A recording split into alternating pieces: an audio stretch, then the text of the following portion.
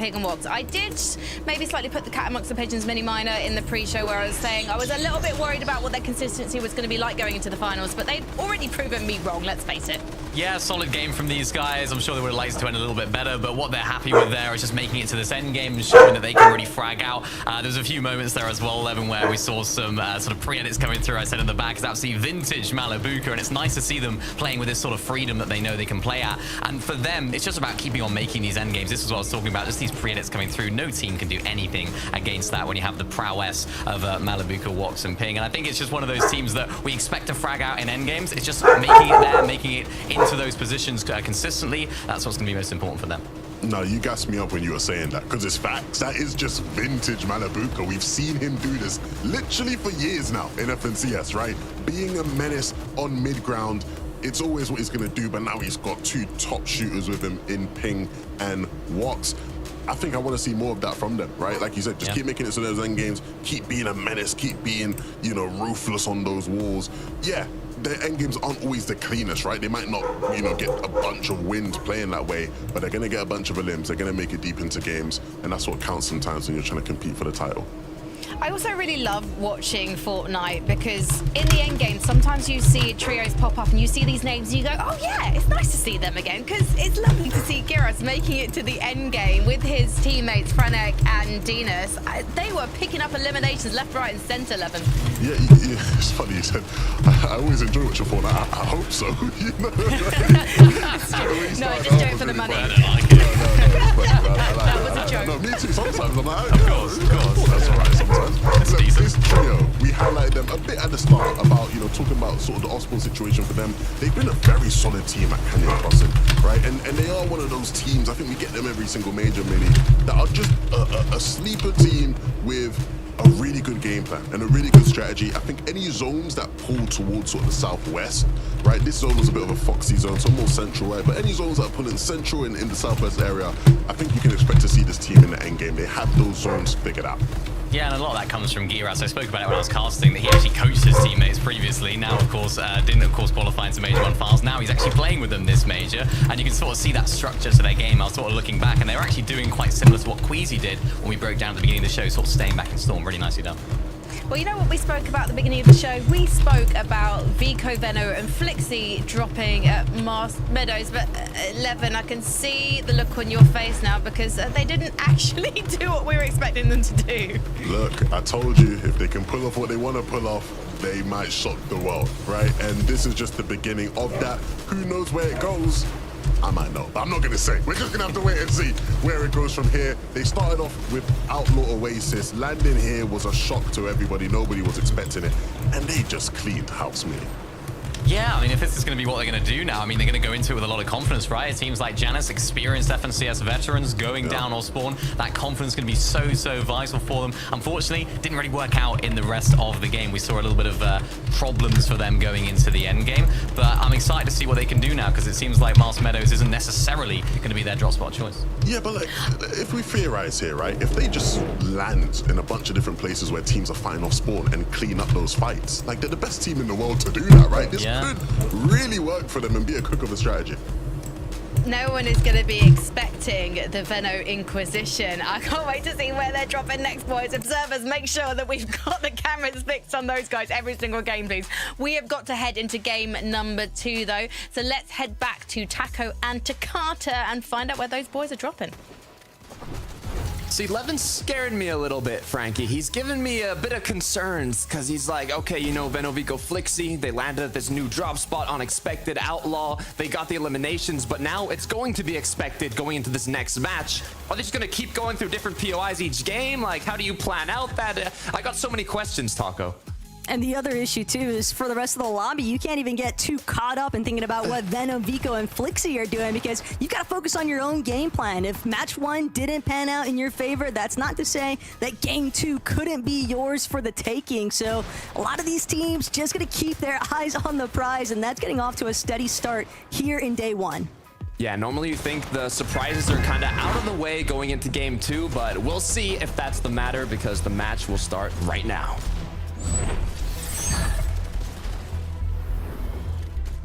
You know, we had a special request from the desk to get a nice little perspective of what's taking place with Veno, Vico, and Flixie.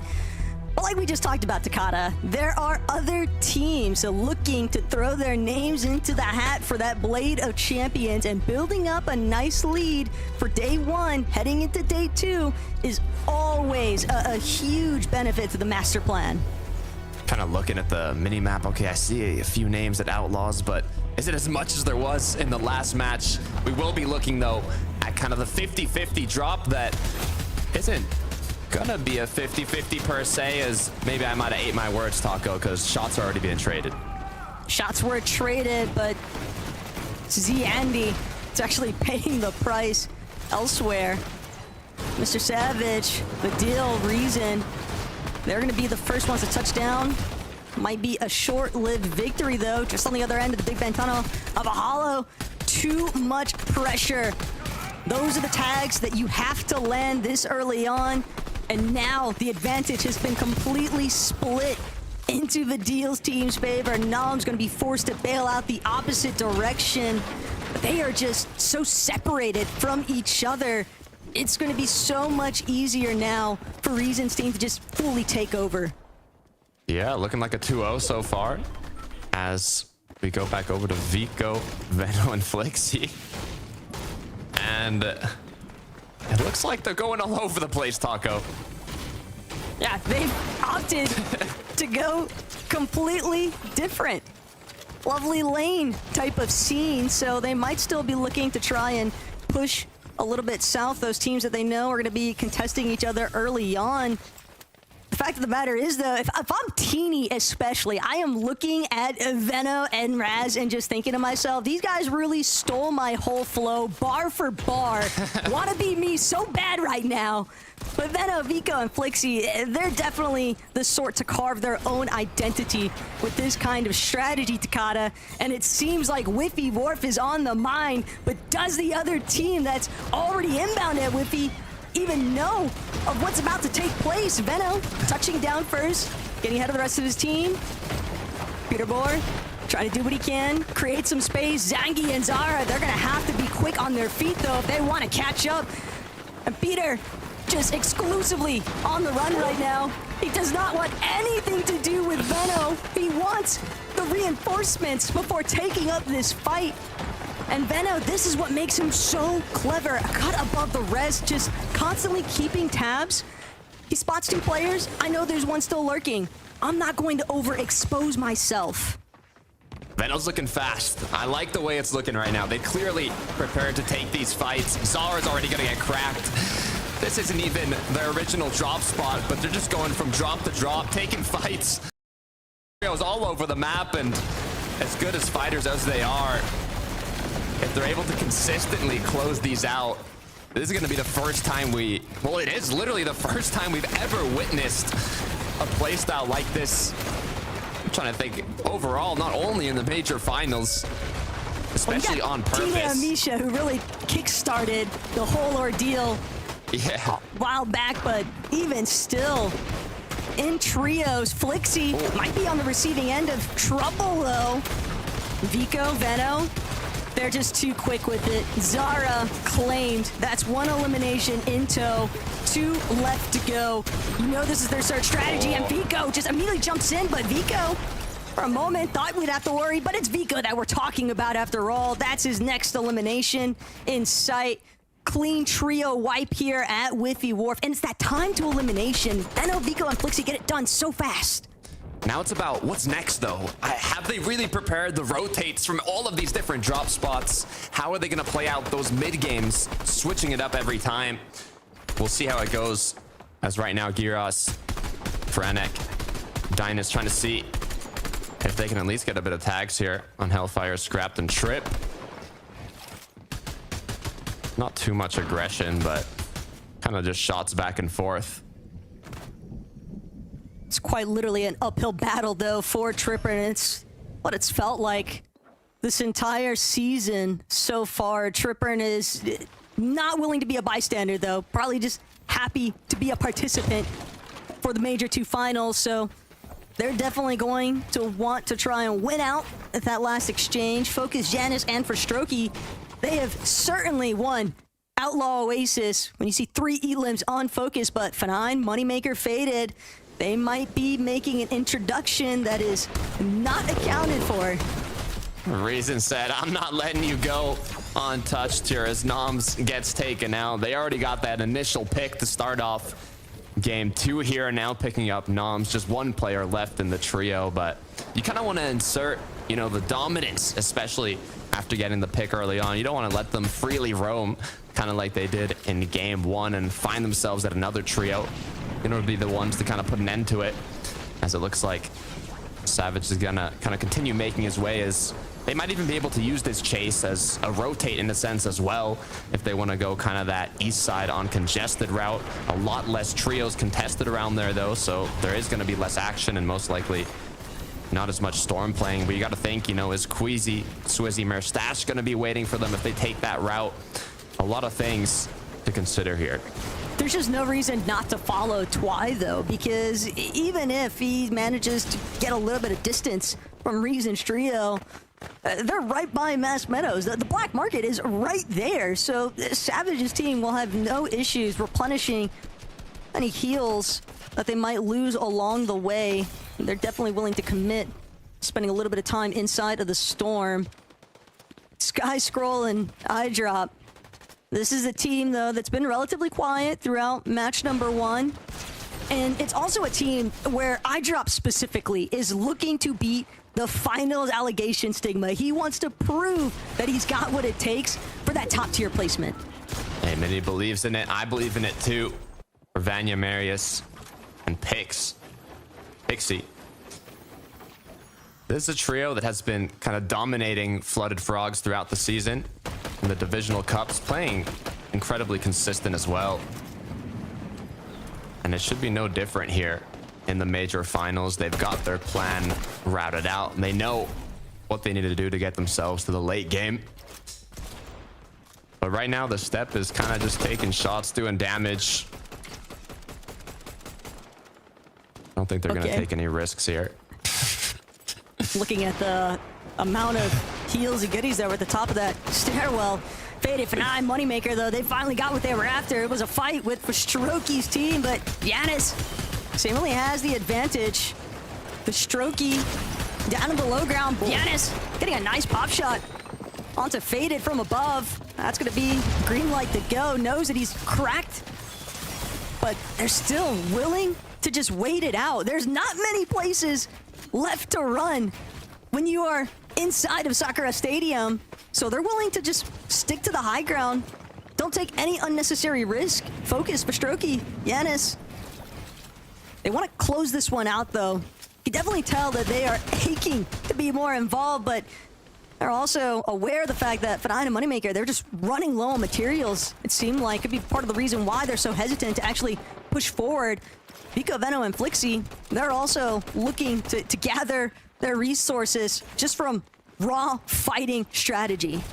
Look, they are comfortable with this side of the map. They did land Flooded Frogs last season, and they know very well how to play this north side out. So in terms of kind of the rotate here and doing damage, they're just looking for openings, looking for options, and kind of going back and forth there. Luckily enough, the zone did pull north, so they have the choice to just continue on the full uncongested side and not take a lot of those risks that the trios down south are going to have to on their long rotate. They can even conserve a lot of the materials and heals, so it's looking good, in my opinion, for Vico, Veno, and Flixie here.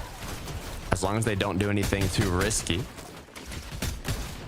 One problem that's building, though, is Veno. He's got Darkise's trio directly underneath where they are currently boxed. And sure, you want to take the odd shot or two at Eyedrop's team, but you can't find yourself being sandwiched in the process. So Veno using that natural elevation to cover, prevent any line of sight from Eyedrop and just try to deal with the immediate threat, and that's Felix and Darkise. But Felix beamed the moment that he tries to get that overhead view. Meanwhile, Vico, Veno, Flixie, they're going to opt for a full wraparound disengage, just taking advantage of the campfire now. Settled on the beach, sure, they might be a little bit out northwest from where the rest of the lobby is currently fixated, but that's not a concern when they have so many heals to work with. And F9 definitely wishes he had something to replenish his HP. Instead, a victim of Yanis's trio and their aggressive nature. Yeah, this is the fight we were kind of seeing. Ended up playing it out. And now they, have the option to make their way back into zone, but we'll look here at Ferdoxy, Pablo, and Chino. Looks like they found Robin here in a tough situation. Do they even know? Yeah. Okay, not bad. Few eliminations, still at hopeful, but like we've mentioned before, so many trios just playing in zone for an incredibly long period of time. What I'm thinking now is they'll rotate into zone. They have to pass through Seaport. They have to pass through Cammy and Seti potentially. So there's a lot of trios that are potentially already kind of based up, waiting for them to make their way into zone. So we'll see how they end up navigating that. No surprises, though, to see so many other teams still willing to commit to some of these storm fights. And Chaps, V, Teeny. And this is one of the Frankie's forecast teams. We kind of hard to not put them on the radar, though. They've got just so much fighting caliber inside of this trio, and a couple of teams surrounding them could be a big sign for them to just slip by uninvolved. They're gonna make sure, though, that Ivan pays the price here. Completely disoriented, was looking at separate direction entirely, and now Teeny, Chaps, V just full keying onto Arian's trio. They are not gonna allow these guys to pass on by. They want the additional eliminations. They know just how incredibly low Ivan even is, but Svi, he's been taken out. That is a huge blow. Chap and Teeny, they wanted to go unscathed from this exchange. Instead, they're gonna have to opt to play fallback now. They need their full trio intact if they want that end game. And this is such a massive delay for them to have to play for the reboot. Yeah, this is tough. It's fourth zone. I mean, fifth one is the last one at 1 DPS per second. And they really can't take too much time here. Not only that, now they have the issue of getting chased alongside that. Cade, Ivan, they know there's more than enough heals to play this one in zone as Chap gets knocked down. Teeny left alone. It is just crumbling down for this trio. The only real silver lining, hold that thought though, Cringe could you look to pose a serious problem here. He's not willing to let Teeny slip on by, but he might not have a choice. Kiduo also nearby. Other teams that have been a little bit caught up in harm's way here is Volko now fully aware of the fact that Cade, Ivan, and Arian are nestled right behind him. They're just gonna opt to crouch around. Steady goes on the low ground. Just playing inside of the vault building at Crime City. Vico, Veno, Flixie, this is not what they were hoping for, though. They wanted to be aggressive, but they wanted to be the ones doing all the hunting, not getting hunted themselves. Whiffy Wharf just turning out to be disastrous currently for Veno. He's hoping that he can get some additional tags here. He needs some big connects, but he's not gonna find it. Cleaned up and punished for their attempts. Maybe a little overzealous, maybe just the fact they got stuck between iDrop's team and Darkis's. But regardless, the outcome's all the same here, Takada. They've been wiped from the lobby incredibly early on. Yeah, I'm not sure what caused that, initial knock to happen, but what we have to keep in mind is they're down 26th place with 3 eliminations. Like, this is something, it is, 12 total matches throughout the 2 days, but they had a pretty good start with the amount of eliminations, the position they got, but if they get these matches where they don't make it to endgame, it's going to be tough to get a solid placement. Pastrokey getting knocked down off the reboot. Focus falling after, looking like a Pro-Am lobby potentially with all the players flying throughout the sky.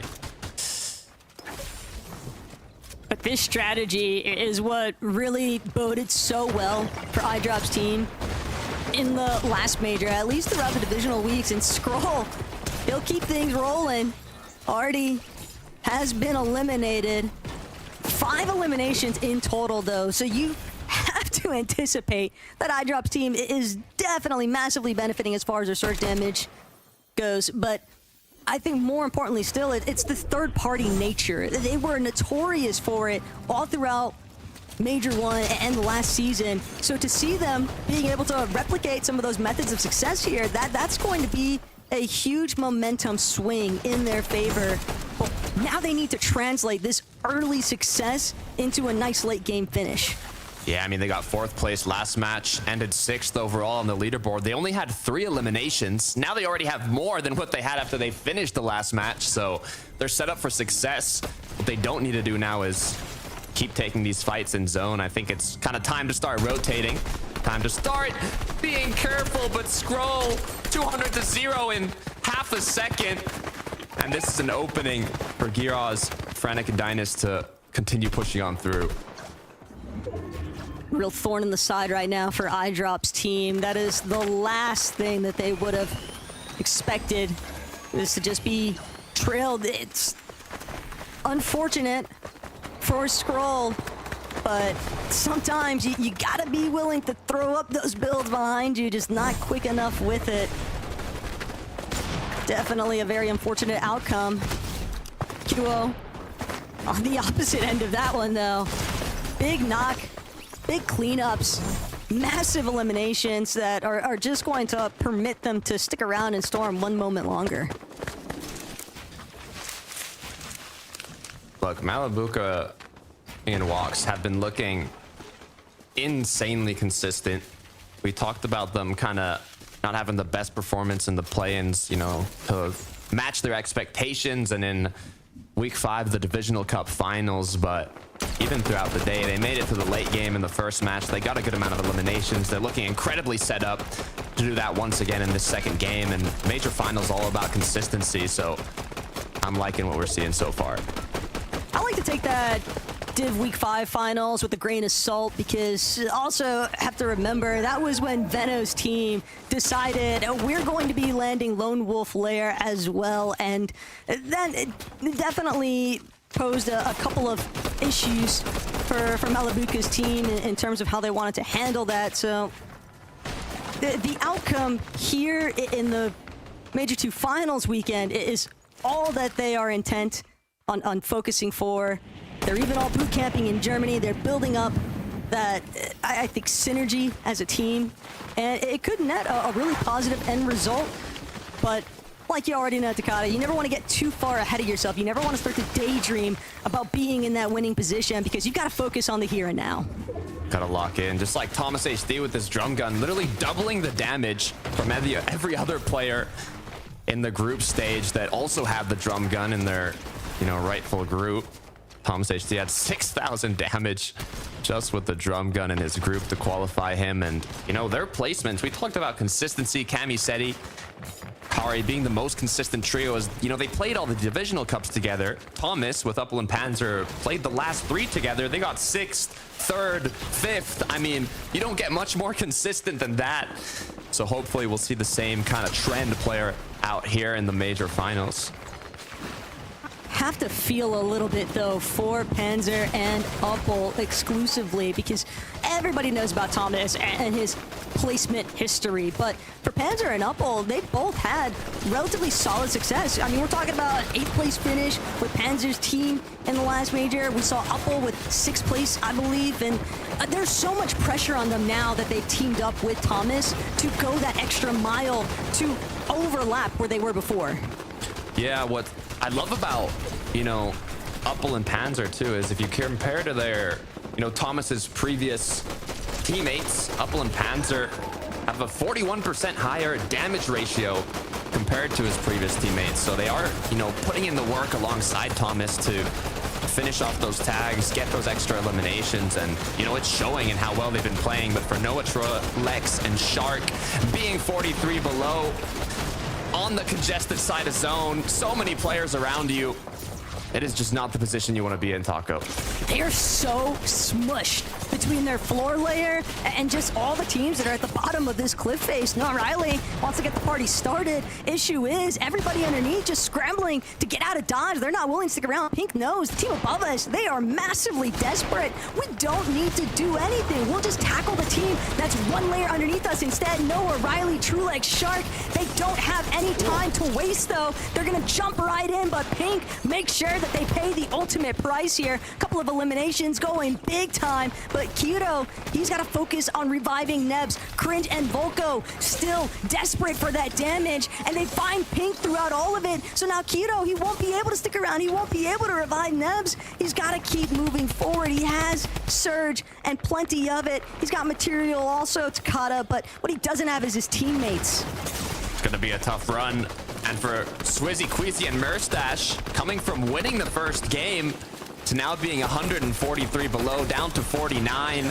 Low on shield, no spare shields, it looks like. What went wrong during these rotations? It looks like they might need to look for a refresh early on here. Their mind isn't on high ground. Their mind is getting themselves back into the game.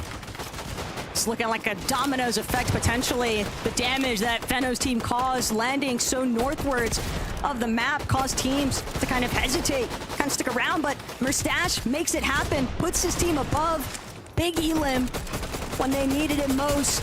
And that's gonna be the first one for this trio even. So surge damage has definitely been an issue for some of these other teams, a little bit more center map to find. And Murstache, Swizzy, Queasy, they're content to stay based up, but they need more refreshes, and they need to make it to the bodies because they need the loot also. Looking at this, there's a lot of trios that are already positioned in a good spot in zone, but so many of them are just missing that damage. Blaha's trio's fully cracked. Malabuka's only 86 above. The good news is now's the time. You can't miss the shots as these people that are on the congested side start working their way towards the zone. It looks like Murstache is left as a solo as well. He's lost his teammates, forced to rotate in below Surge. A miracle is what he needs to make it out of this one. Just 2 ticks left. It's not looking good. He's just so fixated on trying to get tags onto the players behind him. Even if he'd secured them, it wouldn't have made much of a difference because those teams already based inside the zone. Looking at Vanya, Pixie, and Marius with Queasy's trio having fallen. Got this could be their best opportunity to overtake Hyden. Thomas HD, he goes down in the low ground. Marius, Pixie, Vanya doing exactly what they need to, just completely spraying all these teams, trying to pile into Flooded Frogs at the last minute. Pixie then hoping that he could pick up some leftover goods. Instead, eats a few tags from Marius, and they just continue to tarp overhead. Vanya has been cracked, though. It's got to be careful. Look, they said it doesn't matter if we don't pull the 50-50 here. It doesn't matter if the zone goes to the opposite side. We're still holding on to this. And if any trio is going to get a win, if any trio is going to close this match out, Vanya, Marius, and Pixie have great odds to do so. As Sky Scroll and iDrop, incredible performance. So many eliminations already on the board. They were consistent in the first game. There's so many big names they can still hit. They want to control that front side low, but they're going to have to deal with Tripper's team potentially. Potasai, X-Squeeze, and Artskill also a little bit caught up here in the mid ground. You can tell they're trying to keep tabs on height, but they've just got to get it moving. They've got to make sure that they are in the front side. They don't want to get caught up in the mix of the congestion that's starting to really build inside of these mid to lower layers. And just all the while, Mr. Savage, Reason, and Vadil have been quietly chipping away at these builds right in front of them. Pixstorm, Demus, they've got to be real careful here. They might not even be aware of the fact, but no, it's going to be Vadil instead, who's collected. Pablo, potentially the one benefiting in that process. But for Oxy's team, they look so incredibly unhealthy in comparison. iDrop, Sky, Scroll, they've managed to cut through, but it comes at a cost. Scroll, yet again, off in the process. And iDrop to pick him up, though. I think they can get the double. They're going to be back in the game here, but they already have double-digit elims, Taco. Are you kidding me? Marius, Pixie, Vanya still holding on to height. They literally had a 12% win rate in the Div Cup finals. They know how to secure these victory royales, and now they want to do it in the major finals. finals. Marius showing his fragging power as he drops down. Looks to pick up a quick refresh, but unable to do so. Is going to play for safety once again. Yeah, on second thought, Marius is like, I don't actually need to get involved just yet. I'm going to fall back to where my teammates are at. Healthy, on height, Savage completely collapsed on, though, just a victim of trying to play towards that backside. But the zone, it's pulling back. This is massive now for the team on height. Marius, Pixie, Vanya, they are just letting everyone in the low grounds completely eat themselves alive. Malabuka, Ping, and Wox hoping to try and be the catalyst here in the low ground, generate some form of low ground success. And if these other teams aren't careful, they might actually succeed. Pix, Darman, Demas, though, they're preparing to try and shock the world, and it starts by taking out X-Weez. When they hit big. Well, you gotta be careful. You can't get stuck in the dirt. Pix is the only one that makes it out of his trio. Wox, Malabuka, Ping, they continue. The chemistry is looking stronger than ever as Vanya is looking to see, does he play this heal off? Is he gonna let his teammate frag? How can he close this one off? As Pixie picking up elimination after elimination, 4 on the board already as they prep themselves now for the final moments. The decision, how do we close this one out? But Marius, he tries to tango in the low ground, instead gets punished for it. You've still got Pix way in the backside, trying to just play out a little bit of placement here. All the while, Ping, Wox, Malabuka, they might even get the benefit here of a freebie siphon off of Pix if they recognize just how low he is, but it's also iDrop. iDrop's getting involved in the conversation here. Ping, Wox, Malabuka, one of the only healthy trios left to remain, left to try and threaten, because aside from iDrop as a solo, it's only Vanya and Pixie up above in the skies. High versus low. How long can you hold out for, though? Ping, Wox, Malabuka, the builds are running so incredibly low. They're trying to make sure that they keep steady height overhead. But Malabuka, he might be the one to be the difference maker. Vanya's gonna fall back. Vanya's trying to play for the heal off. Vanya needs to make sure he doesn't get tagged in the process. And he's got the Menmis grenade here, Takada. It might be the separating factor. Has Pixie done enough damage? He got a knock. He cracked one of the players, but is it going to be enough to let Malabuka out-heal Vanya? Now, it's all up to who has more heals. Both players with the Chug Jug, Vanya with Chug Splashes. It's a matter of time to see who's able to close this one out. Vanya did an amazing job putting himself away from the aggression and now kind of looking around. Malabuka remembered that Chug Sprite, that water sprite was still there. They healed in the storm originally. Vanya trying to see if he can find any heal here. That's the difference maker, but unfortunately for Malabuka, Vanya is gonna out-heal, securing that victory royale for game number 2. Ooh la la, Nikaf, I know you are going absolutely crazy right now, witnessing a little bit of success here for the mates as game 2 goes the way. And I can't really establish them as an underdog trio at this point, Takada, because they've certainly been creating a name for themselves this season. Look, there's a reason they have the most victory royales in the Div Cup finals. They know how to close these matches out. They know how to play the meta, and they did it perfectly throughout this game. Not only holding high ground, but also picking up enough eliminations on the players rotating in, having, Marius, Pixie drop down and fragging out when they needed to get those refreshes, and ultimately closing it out with the heal off, having more heals, constantly scouting for more, and doing everything you need to close out that match. You just have to feel a little bit there for Malabuka, Ping, and Wox, because when a 140 isn't enough to seal the deal, Takada, then what is? And that's something that only our analysts can answer. Thank you very much, guys. Vanya, Pixie, and Marius, they're bringing back memories of Major number 1 when they had a fantastic day 1, and they're here to do it again. Queasy wasn't around to take high ground. Well, it's up for grabs, and these guys took it and managed to maintain their ownership until the very end, Levin. Yeah, and it seems like a bit of a trend for these guys. Whenever Queasy isn't around to play high, they're usually the ones that look to try taking themselves, and in those games, if they can make the most out of them, because there's a good chance there's not going to be many opportunities for you to not have Queasy playing for height, you got to play them like this, and they did incredibly well there, Mini. Yeah, they really did. I think this is what Camisette and Hari would have had if Queasy wasn't in the lobby last game, right? They dominated height for large parts of that end game all the way around to the end. And of course, they had the heals at the end as well. That takes some doing as well, just being able to prioritize those white heals at this stage of the game. So important for them. I want to highlight Pixie as well there at the end, just doing so much damage, dropping down. What an amazing performance from him. Yeah, he was just going crazy. I mean, you know, we always see people obviously big up Vanya because he's been doing so well when compared to Fortnite and EU for a while. Marius, of course, gets all the hype on TikTok and whatnot, you know, after his pop-offs last year. But Pixie, this guy is one of the best fraggers in the region. Doesn't get the credit for it. But my oh my, if he can keep on putting on performances like this, he will start to get that credit in abundance. When it comes to trios, we've heard a lot of the pros say that this is the kind of Fortnite where we're going to see the consistency from the duos that we know and love, and I feel like we're definitely going to see that this weekend. So we'll be back after this short break to talk about how our top trios fared in game number 2.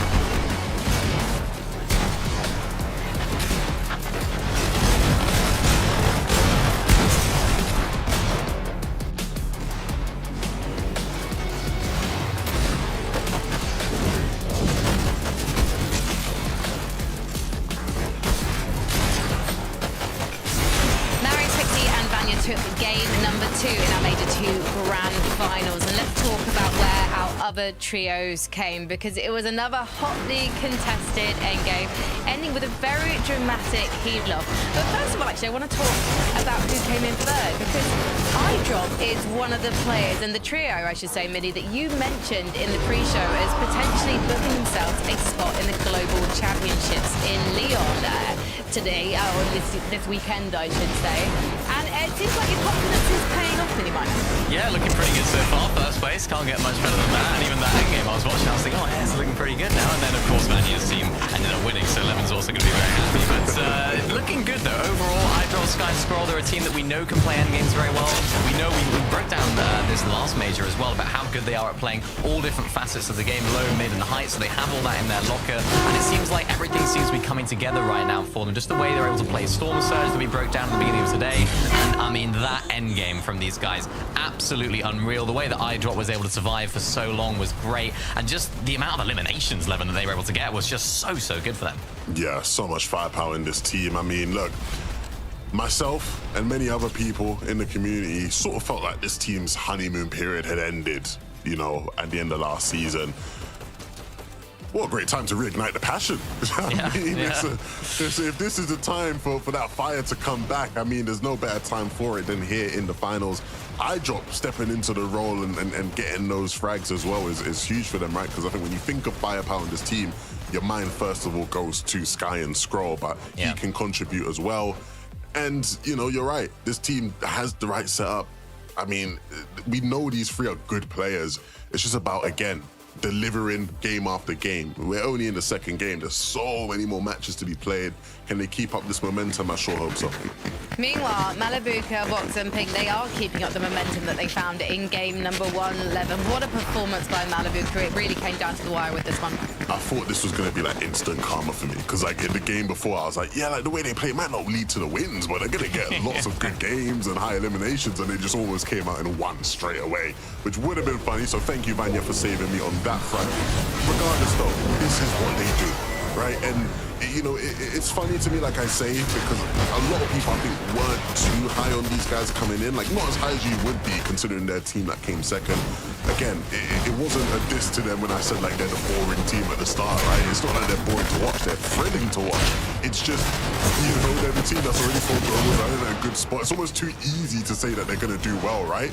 But then they just come through and do well, and that's what you expect from veterans. That's what you expect from top talent in Vox and Ping.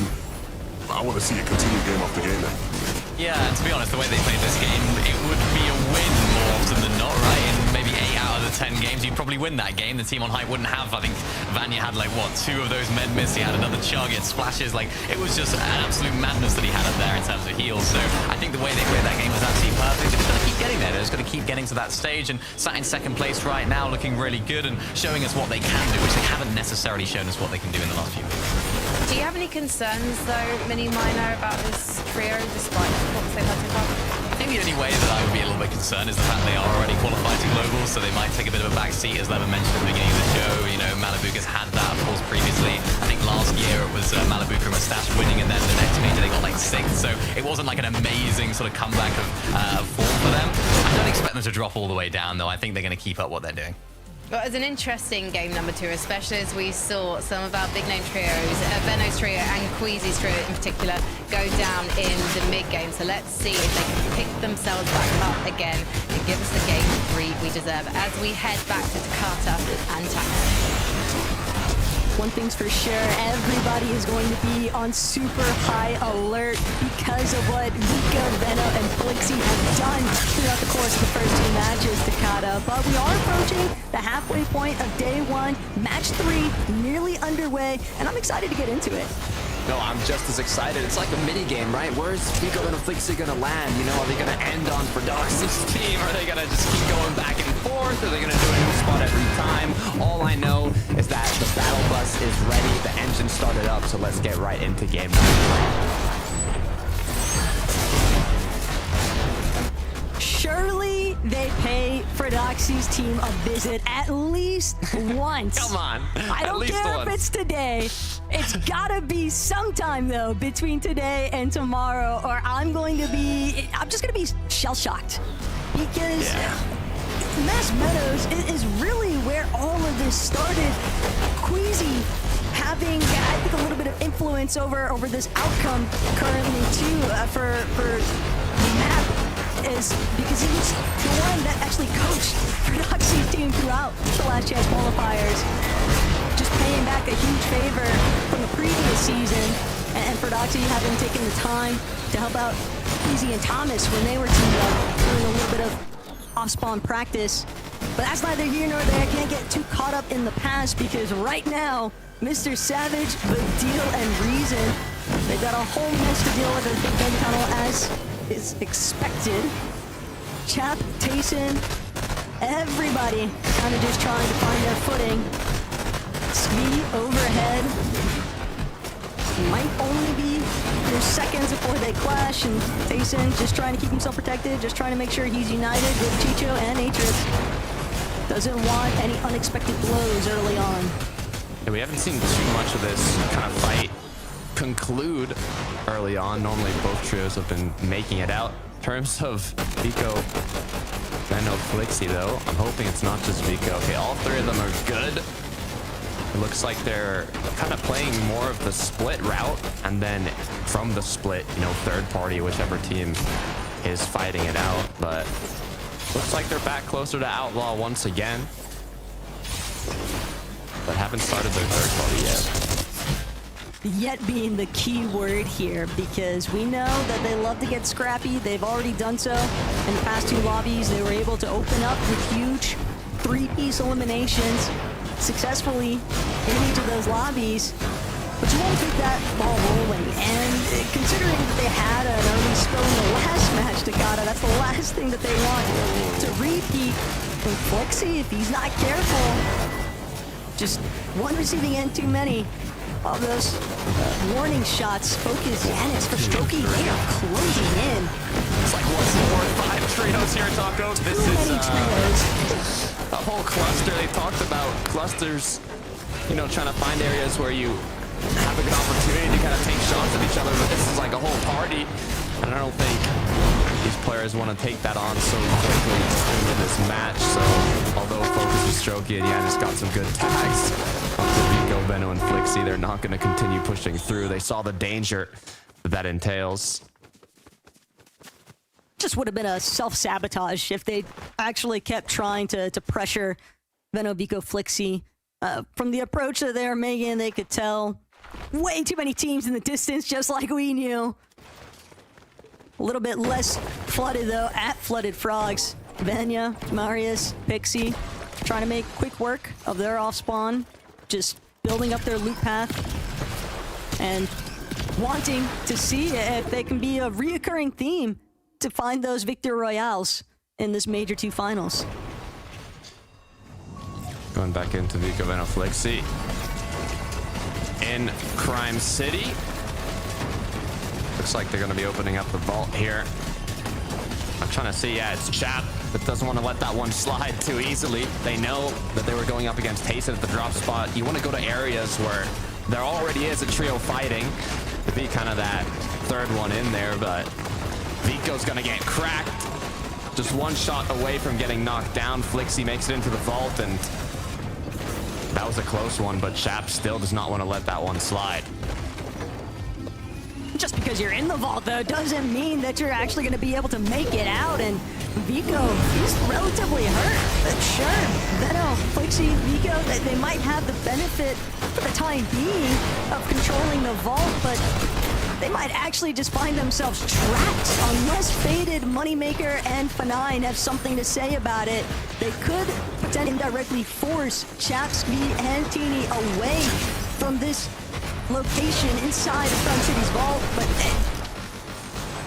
Chap does not want to let Veno's team wheel their way out of this one.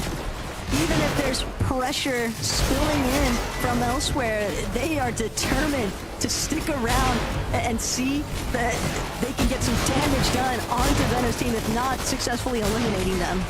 I like how it's not even Tayson's trio. That's kind of like around here. It's Moneymaker's trio. Tayson's like, you know what? I'm done with this. I'll let you guys do your thing.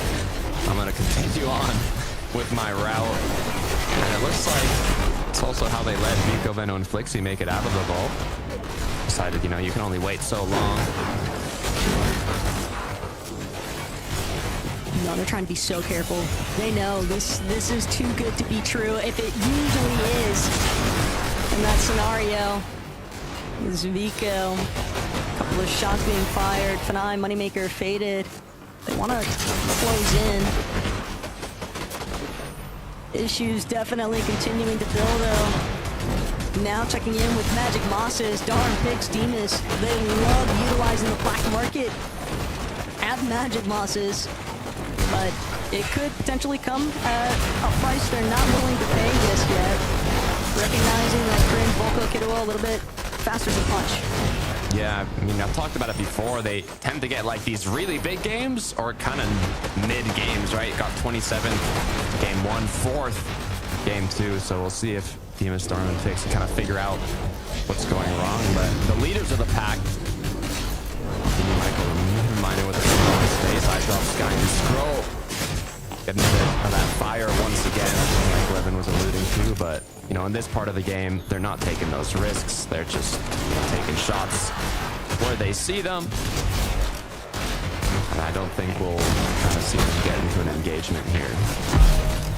It's not the first time that we've seen this trio leading on the placements for a leaderboard in a major finals, but holding it is a completely separate conversation, and that's something that they're going to have. Ooh, Sky! Yeah, you might want to sit this one out. I've been looking at the Sky too long or something. I'm wrong. Double headshotted. Probably happy he's not getting turbo keyed for it. That could change though on a moment's notice.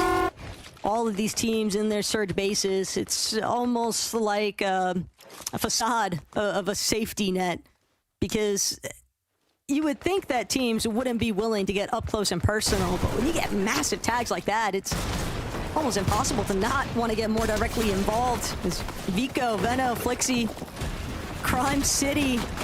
Ooh. This is a very familiar background for them, and getting that initial elim onto Faded is definitely going to help out with their current predicament, but they're still having to deal with Chap and Teeny.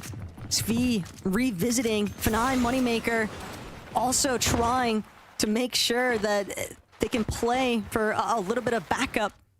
Even if they're a little bit split, it won't necessarily prevent them from completely engaging with this fight.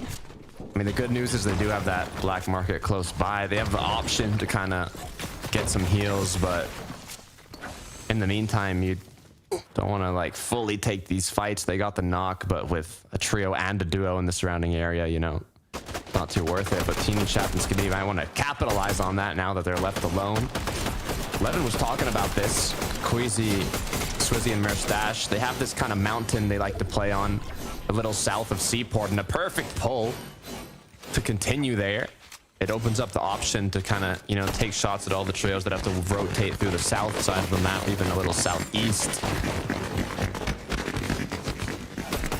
Typically, you'd see teams trying to surge base on the north and south sides of Seaport to just fully control the flow of the lobby, but they're just exclusively directing their focus towards that southern border. They want to prevent any teams from having those freer rotates, and they know that they can stick around.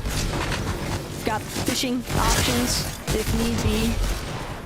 And other teams just looking to utilize those black markets instead. Reason could use a little bit of help here dealing with Twy. So immediately Badil looks to play backup, but Mr. Savage also making sure that they can finish what they started. And Twy, Hollow, they've definitely been off to a rough start here today.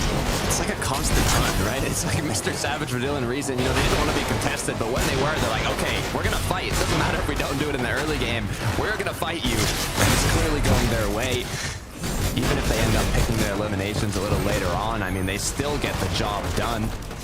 As iDrop has gone down, our leading trio. Was it just iDrop? The Sky and Scroll still looking good. We'll have to see kind of how they're able to come back if they even have the chance to. Ping. Find out next time. Observer POV scans back over. They're not the only ones dealing with a little bit of a predicament. Pump power, Demon's Dojo, split, smack dab in the center of the action. Pink, Kiro, Nebs.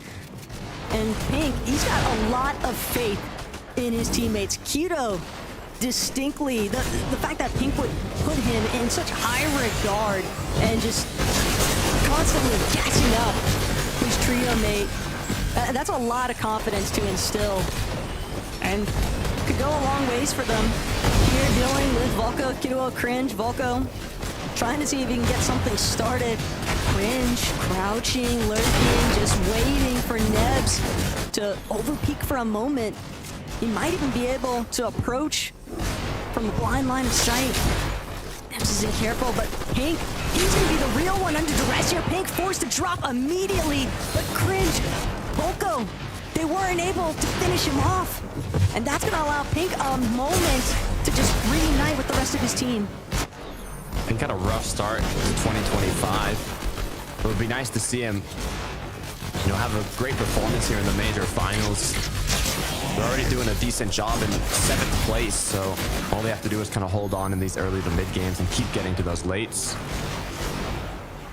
As we look at one of the most, if not the most consistent trios throughout the day today.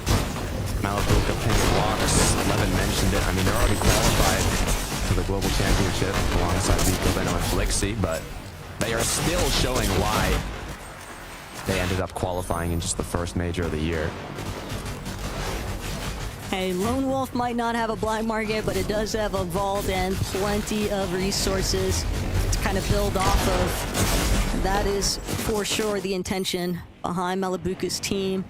I drop Sky and Scroll though, all back together yet again. So successful rescue mission by Sky and Scroll. I drop definitely gonna be happy to be back in action with his teammates, but they've got a lot of heavy lifting to do here, Takada. They are so far out in Storm, and even if they're able to pass next to that backward black market, they're still so far behind on Surge now compared to what they'd probably started off with.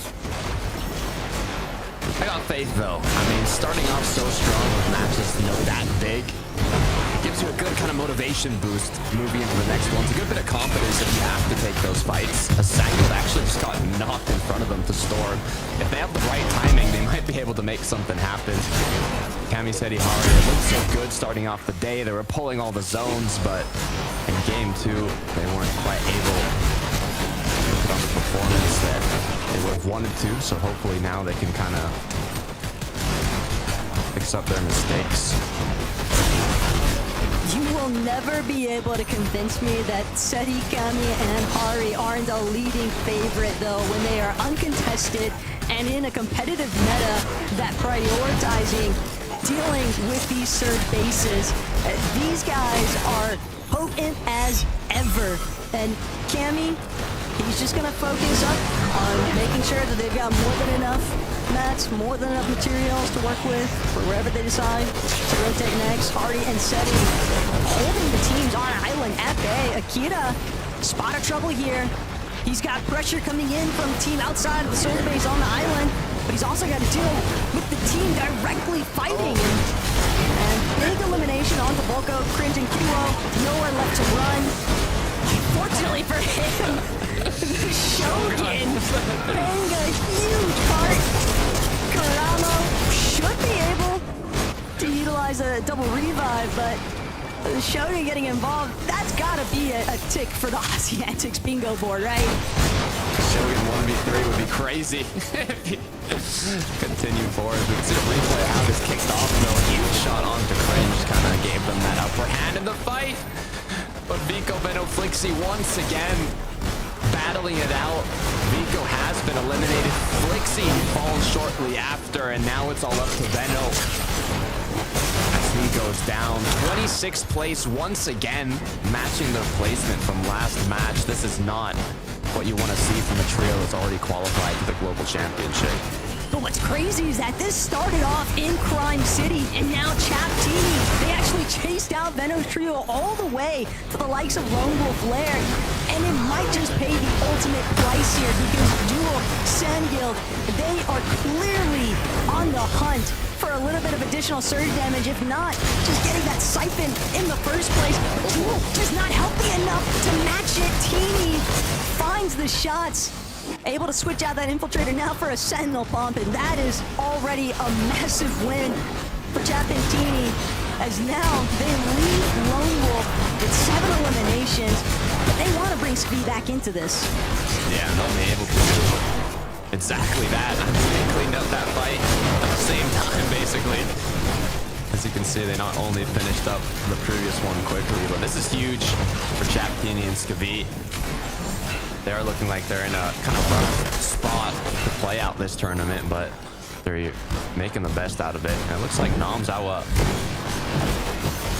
Although in Twire, now at Seaport, they did kind of have that battle against Mr. Savage in the early game. I mean, two of them went down, but having to go against Mr. Savage into Queasy shortly after, this is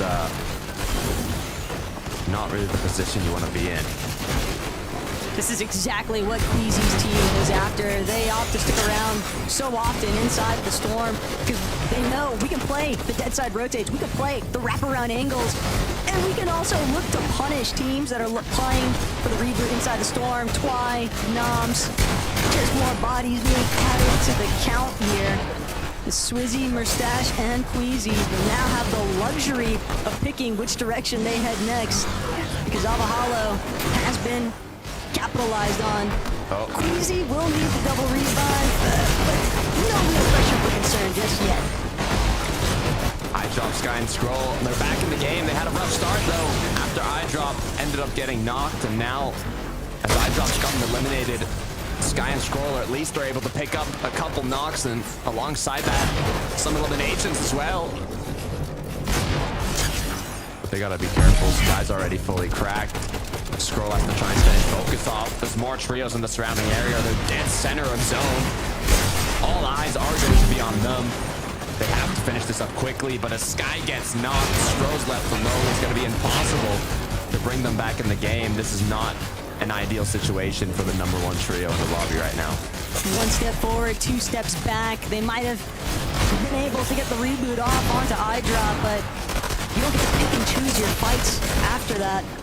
When you are so low on Surge, even with the eliminations that they gathered, they were just so incredibly low there. Takata, be very surprised to see them make something out of that scenario. In comparison to a trio like Malabuka, Walks, and Ping, just chilling at Magic Mosses, currently in a position that could look to definitely control who actually gets to go in and out of this backwards black market. Yeah, this is gonna be interesting depending on where this zone pulls as well for this late game. How close the black market is.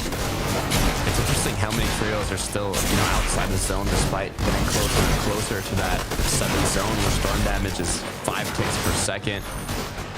They know that there's got to be those trios that are playing zone kind of making their way in now. Scroll has nowhere left to run though. He's just trying to pick off whatever shots he can. But gazing out into the distance as a solo in 7th zone of all places, Takata, it is so difficult to actually try and convert this into anything more than maybe a handful of extra placement points. And already Scroll, the moment that he pops up, focus immediately. We can take advantage. But the slide knockoff actually takes out Focus. Scroll will end up also being eliminated in the mix-up here, but it's just the fact that Focus even gets slide knocked in the first place. That is insane to knock off your opponent like that, elim him to fall damage, but his teammates were there. Not too much trouble so far. Yeah, I mean, the rotate's gonna be more difficult. They gotta use some whites now. That was quite unfortunate. Now, in terms of high ground, Mr. Savage here right under, I believe, Queasy's whole trio here. They're playing for that 8th zone pull. Will it pull towards them? Will it not? I don't know if they care. They might go for it either way, but so far their job, do enough damage and be ready for whatever happens when that 8th zone appears. So long as Queasy is in a lobby, much less a finals lobby, you can never expect height to be a guarantee for anyone who isn't Queasy. Merstash, Swizzy, just keeping tabs on the flanks, trying to ensure that the direction that they choose to head next is completely cleared out. Now, Thomas HD, despite getting 15th in the last match, he is still leading the whole lobby in terms of damage. Almost 3,000 damage, 2nd place at 2,400 being Merstash. I mean, this guy does not miss. 300 above already. They've got that elimination, but Reason has gone down. Savage and Vidil, they fought Queasy, Swizzy, Mustache. They wanted to play for that height. They lost now both of their teammates. Savage is left alone, and at just 27 HP, a sliver of HP, one tick of surge would be all it takes, but they go down before being able to pick up those points in the late game. That is a crucial, devastating end to game 3. And Swizzy knew that it's Chap and Teeny now on the other end of this mid-ground layer, because Mustache, he kind of kick-started all of this, finding that initial elimination onto Reason, then continuing his aggression onto Vidil, one after the next. That didn't leave Mr. Savage anywhere to run aside from into the hands of Chap, Teeny, and Svi. Cammy, Hari, Seti trying to take advantage though of a lot of the confusion that was starting to build, but overhead on the bridge, cranking up. Cammy wants a little piece of the pie here. When the height conversation starts to take place, this is definitely one of our teams that can heavily threaten Queasy. Not only did the zone not pull towards Queasy and Savage, but they ended up fighting, like you said, Talk, when it caused Cammy, Seti, and Harry to kind of take that high position once again, similar to game 1, but they have used quite a bit of materials. They might want a pullback to be able to hold this on all the way to the last moving zone, but Pixie, Marius, and Vanya are trying to maybe even chop them down here. They're so close to doing so, this could kind of disrupt them, not only in positioning, but cause them to use a lot more materials once again. Cammy, Seti, and Hari, they know it can be very difficult to keep control of those teams in your underbelly of that secondary height. Malabuka, Walks, Ping, they're not looking to let up the pressure anytime soon either. Just immediately taking out Keto. All eyes focus onto Teeny now. He's just under so much heavy fire. The focal point of Malabuka's trio. Malabuka can close off their backside and now continue to tarp his way forward. Doesn't want to get caught in congestion. Mustache and Sweezy though, they've lost Queasy as a duo, a dynamic duo at that. Big elimination onto Darkies. That's gonna be an extended lifeline for sure. And another one for Mustache. He can't keep getting away with this. Prax shut down in the crossfire as Mustache now looking to control this secondary height. A little bit of material goes a long way for him and Swizzy. Just getting started when you got 2 fraggers of this caliber going at it. They're able to clean up a good amount of eliminations as Thomas HD with the pre-edits, looking to see if they can even pick up a refresh. Just 11 builds off of Thomas now. Zone pulling slightly up this hill. So many trios stuck down below. It opens up that option to kind of take shots on the ones especially low on shield. Where will this pull? It's going to pull towards boxcars, so they don't have to keep elevating themselves. Good for the trios down below. Cammy, Seti, Harry doing an amazing job of maintaining height, and Marius, Vanya, Pixie now ahead of the zone. Marius and Pixie, they were looking a little bit low, a little bit stressed on their damage. No longer a concern though. The lobby is thinning out at a rapid rate here. Seti gonna be the first one to drop. Cammy, Hardy still overhead. Seti now looking to see if he can find a point of connection. And Cammy directly overhead, just continuing to ensure that no one can threaten Poland up top. They want their Polska Gura moment, that's for sure. And Swizzy, barely any HP left to work with. A singular tag would be enough to take him out. But he has other plans. Instead, it's going to be Karama on the receiving end. Swizzy waiting for that Siphon to take over. And Swizzy just continuing to manage to squeeze his way through that pullback as well. That elimination onto Akira. They never saw it coming. Swizzy, just a madman. Swizzy is not finished, as now that Siphon has put him back up to 50 shield, 100 HP to work with, looking way healthier than earlier. The issue is so many trios around them. Marius, though, close by. One shot could be all it takes to pick him up, as now he decides he's going to get to a less congested side of the zone. But going down, it's going to be for Doxy with a double chug jug, making his way back in. This was a massive risk, though, from Fernoxy. He ate so much damage from Storm. Wax has no idea, though, but Fernoxy wasn't able to close the gap. He couldn't thread the needle. He couldn't find the shot. Malabuka, Wax, they've continued to press forward in the low ground, and Pixie are now punished for it from behind. Wax takes him out. Seti, Hari, Cammy, way up in the skies, though. The zone continuing to pull over this hill face, and this is all but said and done here as as Cammy, Seti, Hari just trying to spray out these last couple of remaining opponents on the low ground. Malabuka Watts doing so much heavy lifting. They've taken out Chino, but they know what lies at the end of this tunnel. They're gonna have to deal with Poland eventually.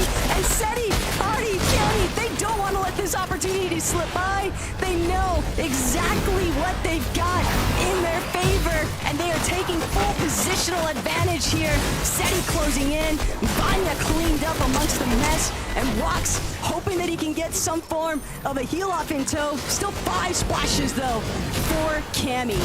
They're gonna need a insane heal off for Wox if he wants to come out on top. The perfect zones for Cammy, Seti, and Hari. All they had to do was capitalize on it, and they have done it. I love to see a victory royale from this trio so early on. They didn't perform to expectations in Major 1. They've been the most consistent trio throughout the Divisional Cup finals here in Major 2. Finally getting a finals uncontested, and now being able to take home the win in Game 3. This is exactly what we've been waiting for.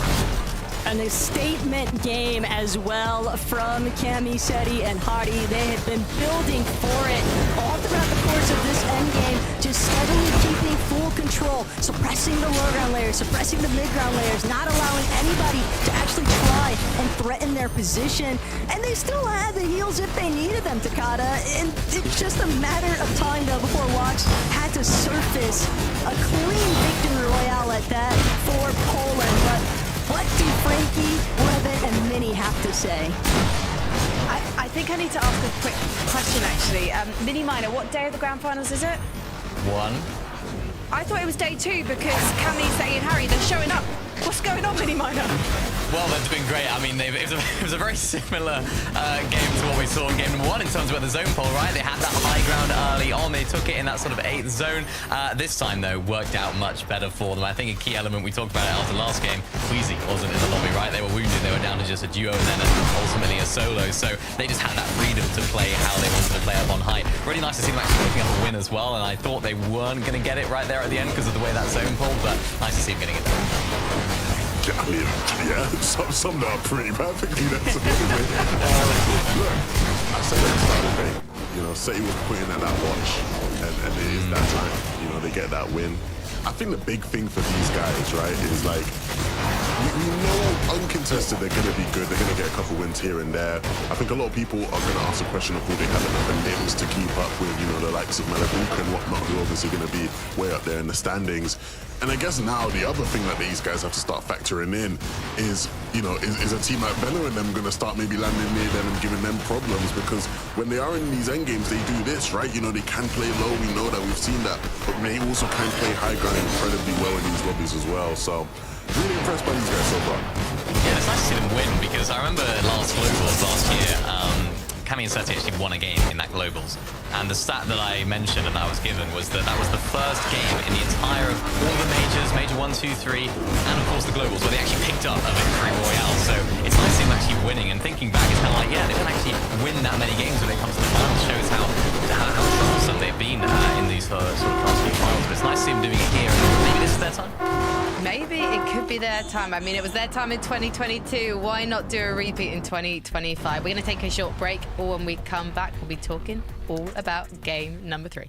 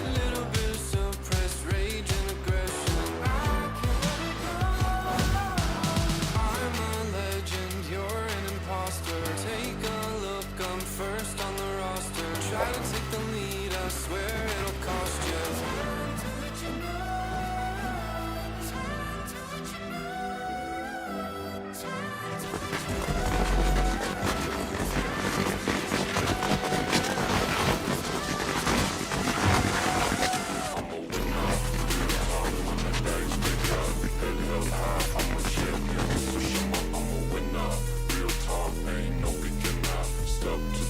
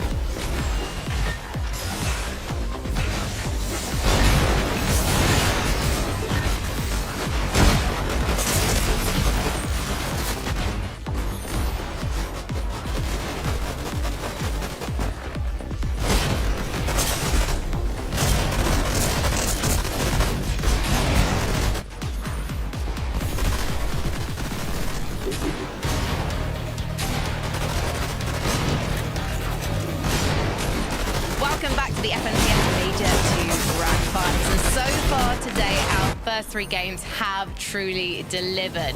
So let's talk about our hot favourites, because Queasy went down at the start of the end game there in game number 3. However, he's got fantastic teammates in Swizzy and Mustache. Mustache in particular showing up and showing off, Levin.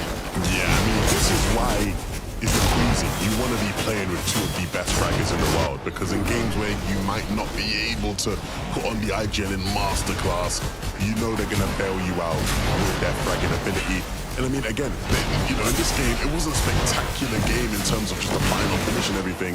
But what Mustache and Swizzy are able to do in terms of getting points out of the game in the lanes and just popping off as a duo and then eventually solo, it keeps you in the running, right? It keeps you high up in the standings, man. Yeah, this is exactly what we spoke about last major as well. I know Mustache was one that was just keeping this trio up there, doing so much damage. I think he was the damage leader in the last grand or last major finals, and what he was just able to do was just keep them alive and keep them going. Swizzy doing the exact same, and this is exactly what you need, as you mentioned. I think a lot of their sort of troubles came from that fight. I think it was against Twice team there at Seaport City. Just went on a little bit too long. Then, of course, they were late getting into the zone, but it's those clutches, those duo clutches right there, and of course, ultimately the solo clutch from Swizzy that really keeps them in the standings. Can I ask you guys about our team at the top of the leaderboard here? Wox, Malabuka, Ping. I feel like watching them and my untrained non-analyst eye, they've got this high-risk, high-reward play style. And maybe I'm wrong here, because they seem to be the most consistent trio in the lobby so far, Mini.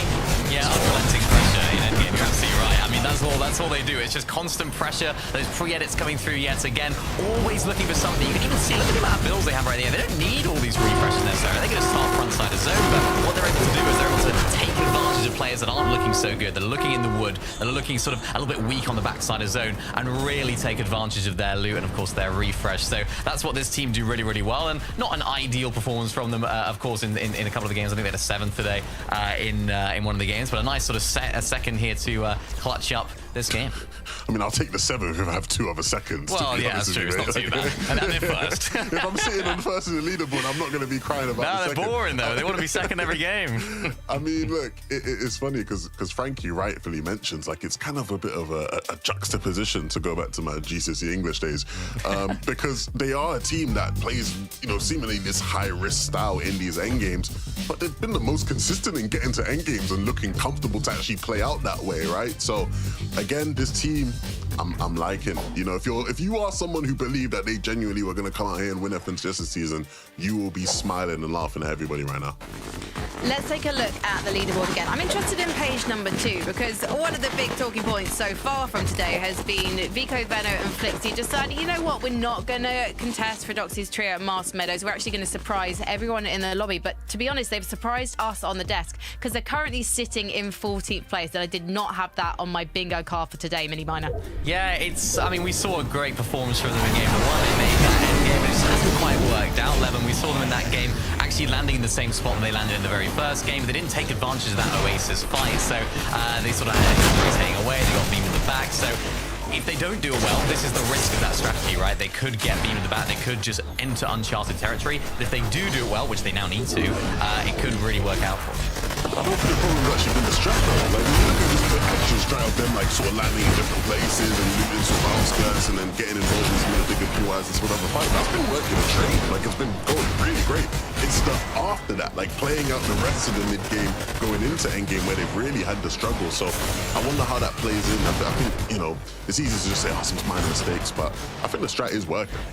But Levin, would you not maybe agree that if you're going somewhere different that you're used to and you're in slightly uncharted territory, then that's going to maybe unsettle you, especially when the pressure is on? I think that plays a part, right? Because we know teams have certain rotations they take, you know, due to familiarity of the spot, right? You understand sort of how to play the mid game out from your spot. But I think from how they're trying to play in terms of they're just sort of doing their strat, and then they're mostly just playing on congested side of the zone and like just sort of following the zones, white lining, which they know how to do. It's just the execution of it, right? That's the real problem right now. Well, they've got 3 more games left this day 1 to pick things up. So let's head over to Taco and Takata to see if they can do it. Thank you, Frankie. I mean, that stability is kind of what you need in these major finals, though, is the issue. You know, I'm thinking, Taco, is there going to get a point where Vico, Veno, Flixie are like, you know what? We're going to Masked Meadows. We're just going to make it happen. We're going to go for the constant 3v3 every game, or are they going to keep switching it up? What do you think? They're not a team that needs the element of surprise to manifest their own level of success. We know exactly what they're capable of. We know what kind of standards they set for themselves. And I know I'm excited to see what they do here in Game 4.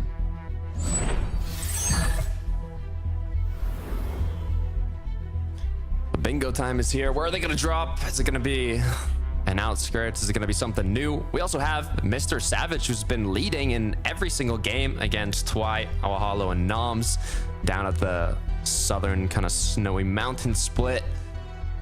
A lot of interesting kind of early game engagements, but so far consistency is kind of what's lacking for these trios that aren't yet in that top 10, top 5.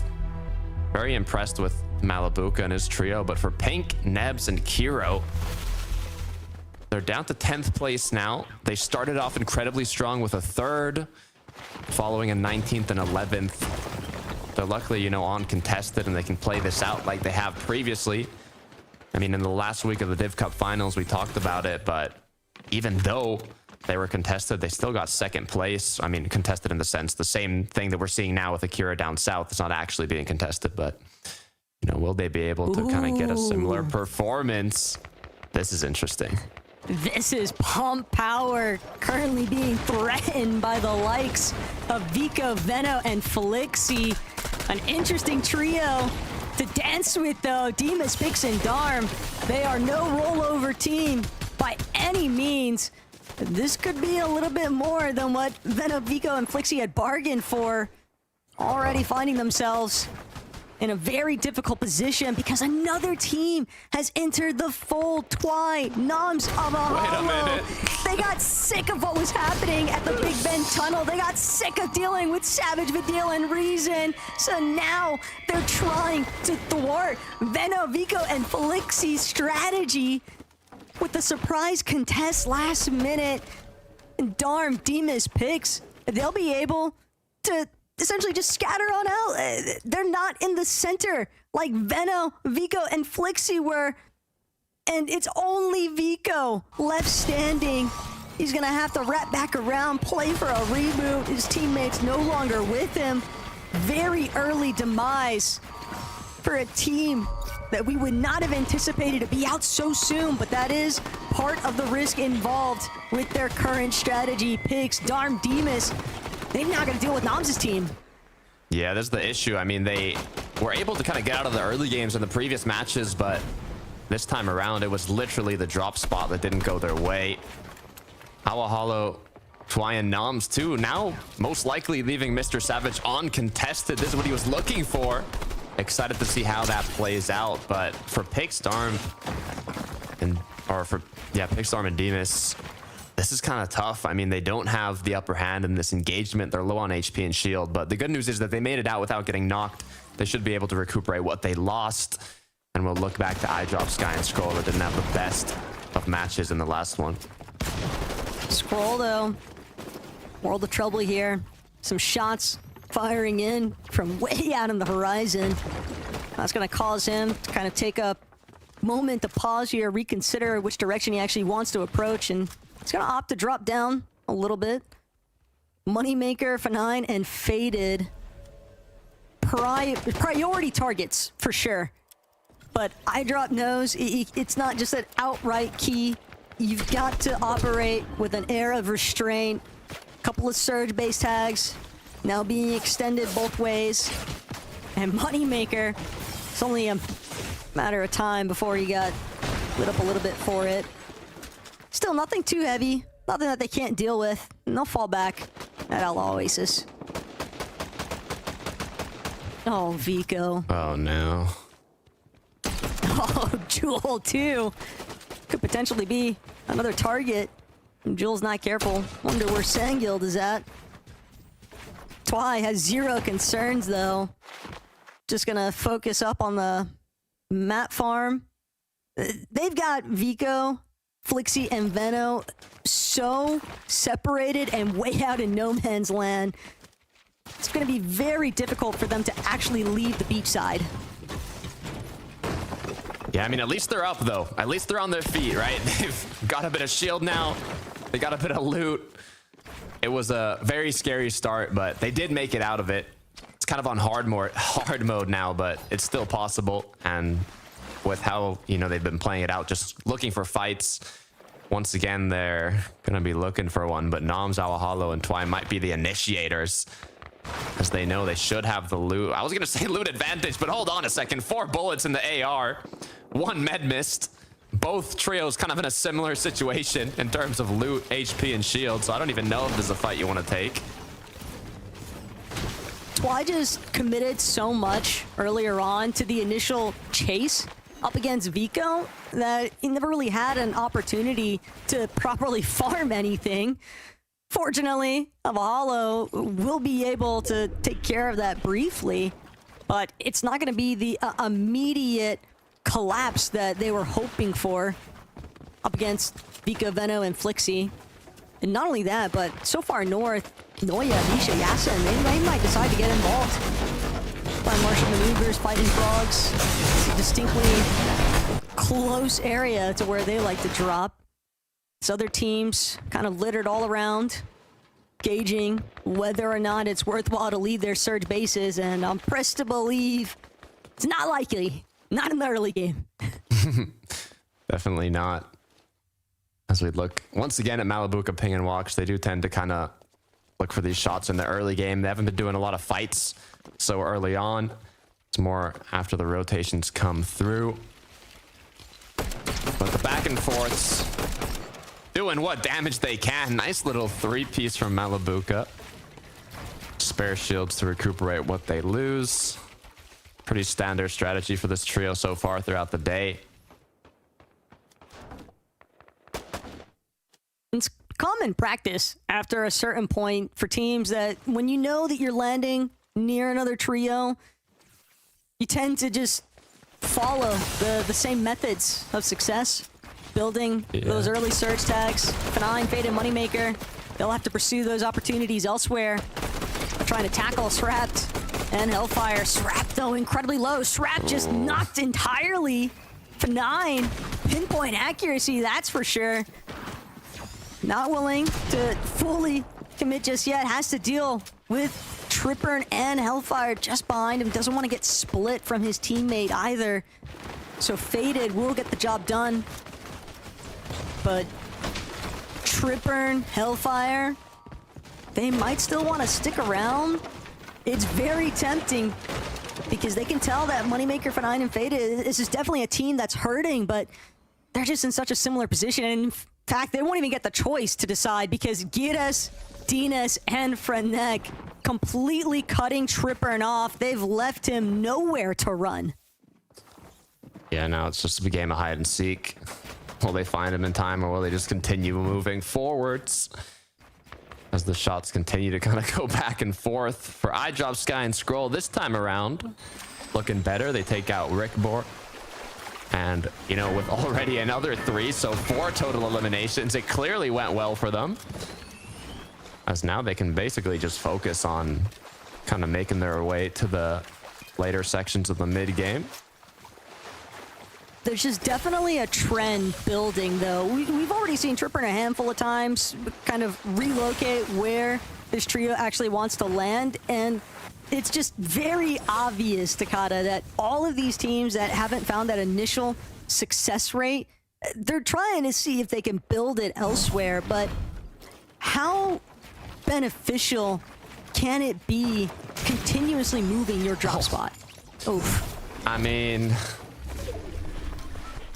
how beneficial is tough, because like clearly it has pros and cons. You know, you have the aspect of surprise, but at the same time, you can only study so many drop spots from the early to the mid to the surrounding areas. But it looks like they got a nice 3-2-1 onto Vanya, and this is actually going to be huge for Vico, Veno, and Flixie. How hard is it to get 100? The amount of kind of extra loot and mats now they are able to pick up with that damage. They don't have to focus as much on continuing to hunt for those tags. I mean, being on this north side of the map too, close to Magic Mosses with all the heals available, they can stay in Storm as long as they want. As iDrop, Sky, and Scroll found the little solo. hiding in a box, but huge pump onto iDrop. Luckily enough, it is a 3v1. You can only do so much. That's just a farewell note that iDrop definitely hadn't been bargaining for. But looking back at Marius and his current predicament, seeing his teammate Vanya be eliminated at Flooded Frogs, it's forced Marius to leave and just, you don't think about which direction you run. You know that you're just leaving. You are not trying to stick around when there is a one-man advantage and it is not in your favor. So Pixie and Marius, though, they're just going to have to spend so much time now, not only trying to refarm the surge damage that I'm certain Vanya had established in the first place, but just get in general and doing it while there's other teams still looking to pressure you.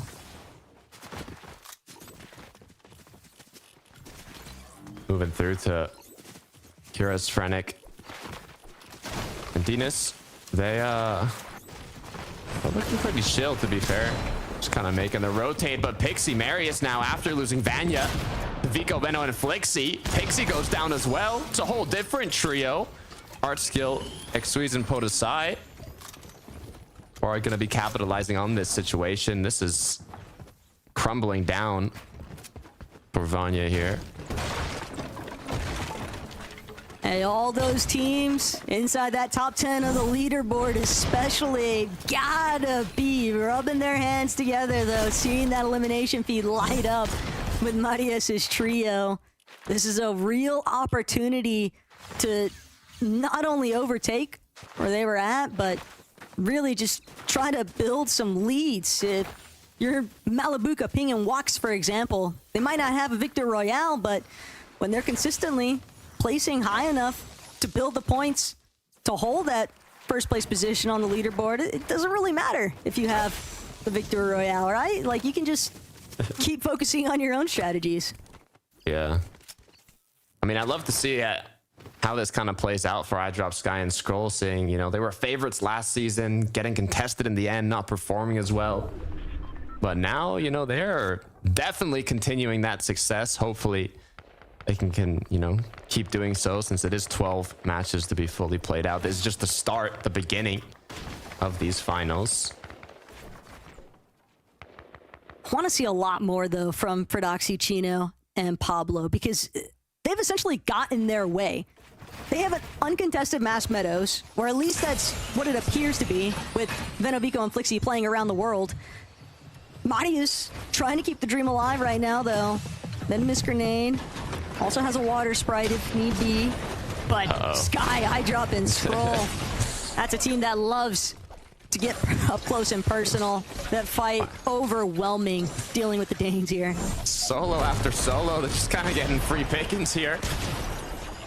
Slowly continuing to rack up their elimination counter. As we take a look at Cammy, Seti, and Harry.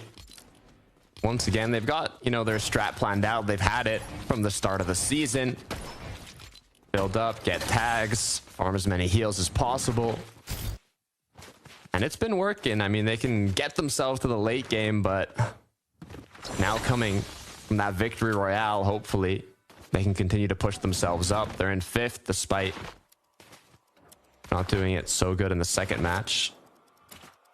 I like that from Seti. He's given the high alerts to Hari. Hey, there's a team trying to tarp their way through our territory. And Malabuka is at that. So they're going to have to be very wary moving forward. Chap. He's got Srap, Tripper, and Hellfire hot on his How heels. hard is it to get 100? Just hoping that he can escape.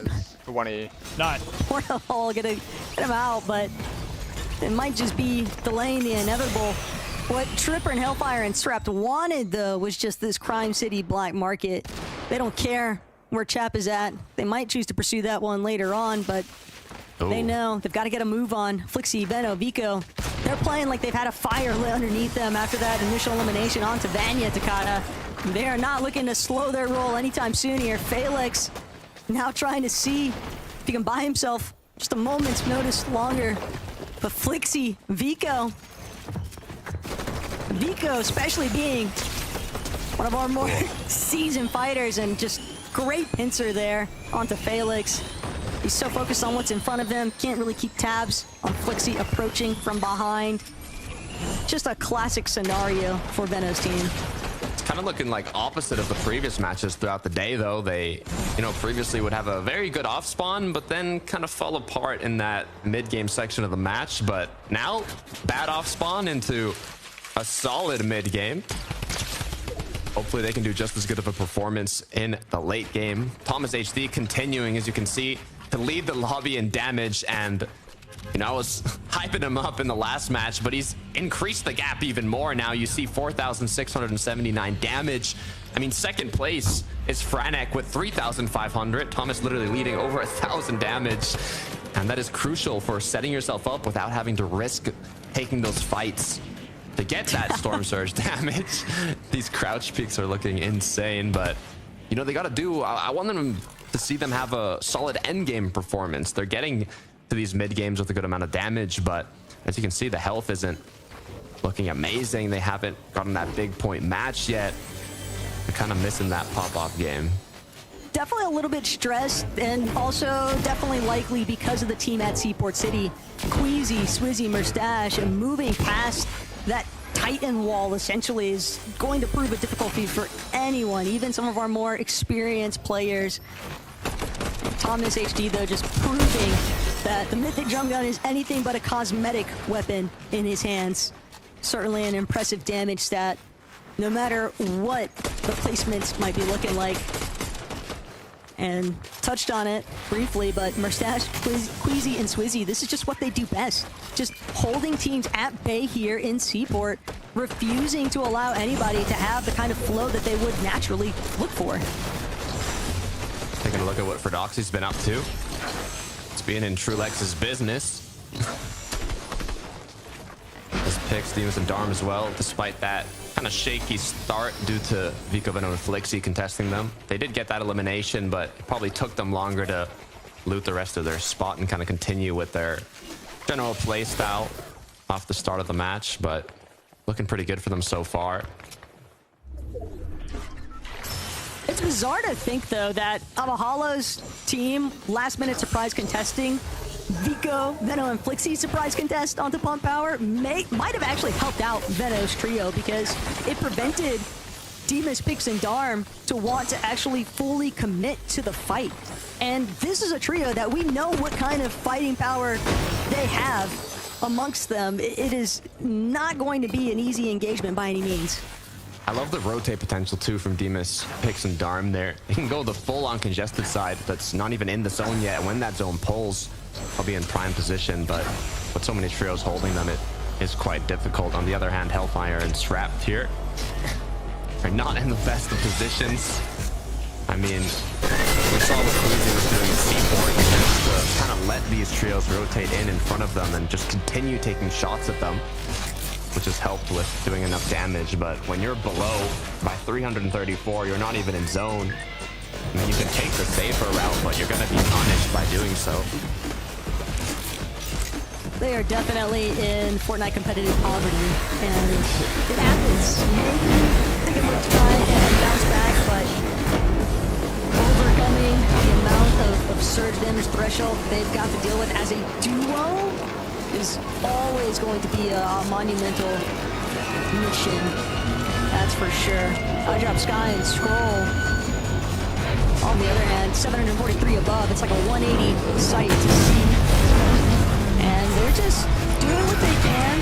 They don't need to get involved just yet with some of the shots being fired around them. They might begin to put a little bit of pressure to the teams behind them, though, because they want to make sure that they're clearing out a route for when they do decide to rotate and leave. Zone pulling over by Demon's Dojo. I don't think anybody's brave enough to actually try and take the Geyser. Yeah, it's a risky move, all right. We can see Reason, Reveal kind of making their way in zone last minute, but when you got a whole trio just looking back at you, you can only make it so far. Nebs, Pink, and Kiro, despite literally landing here, they are in the zone as well. Looks like they want to do an inside the zone rotate to where this zone has pulled. Kind of unfortunate for trios like Camiseti and Hari, who had a primed up position, as now the zone just pulling right back to pump power. But in the sense of kind of opening up vision, they have an incredible amount on these trios to have to rotate in. Looks like they're gonna take the earlier rotate though option instead of staying back to get those shots. They want to make sure that they're not going to become the lobby focus. You know just how rapidly even the best looking spots can fall apart whenever the whole lobby decides to look your way. Thomas, Panzer, and Uppel, though, saw them moments ago, kind of caught up with Dynastarm and Pix. And I believe they got at least one elimination, but they're trying to wrap around the lower side of this mountain face. They're trying to stay out of visuals for the team on height. But down in the dirt has its own share of problems, as Swizzy, Murstache, Queasy are also trying to mastermind a way to take over the more optimal positions, but Murstache completely torn apart. Not sure if that was a solid 3-2-1 endeavor, but the double revive will bring him back into the fold. It's just the fact that Queasy, Swizzy, Murstache, they're not as safe as they once believed.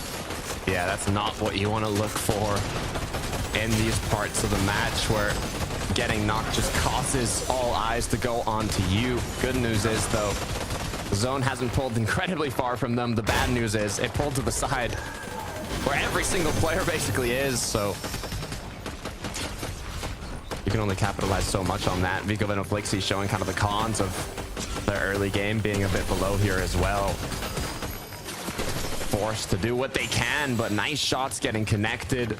Now they're above with a little time to heal back up and look for that rotate. Pump power just working against them, though. Even if they were a little bit higher up than the rest of the lobby, all these buildings, all these natural surfaces just cutting off their lines of sight. So they are pressed to try and find more damage. Either that or eliminations need to start picking up, because everybody's kind of just dogpiling inside the heart of Pump Power. And Veno, Flixi, Vico, they want to get a move on. They don't want to get caught up in the congestion that's bound to start building behind them, trying to be some of the first ones towards this next front side. But they know dealing with low ground means probably having to deal with eye drops, team. And in the sky, Swizzy, Murstache, and Queasy, they have wasted absolutely no time, but just underneath them, Malibuca, King, Watch, holding it down in that secondary height position. Oh, they've just been too consistent. You cannot let Malibuca, Ping, and Walks get another second place or first or even just top 3. As it looks like Cami has found a refresh, but this trio not looking healthy at all. Only 15 above. Cami fully cracked. Zone, opposite side of the map. They do have those water sprites to quickly heal up, but this is going to be a tough rotate. Hari has so many builds, though. He could opt for a pre-edit play here onto Panzer's team from behind.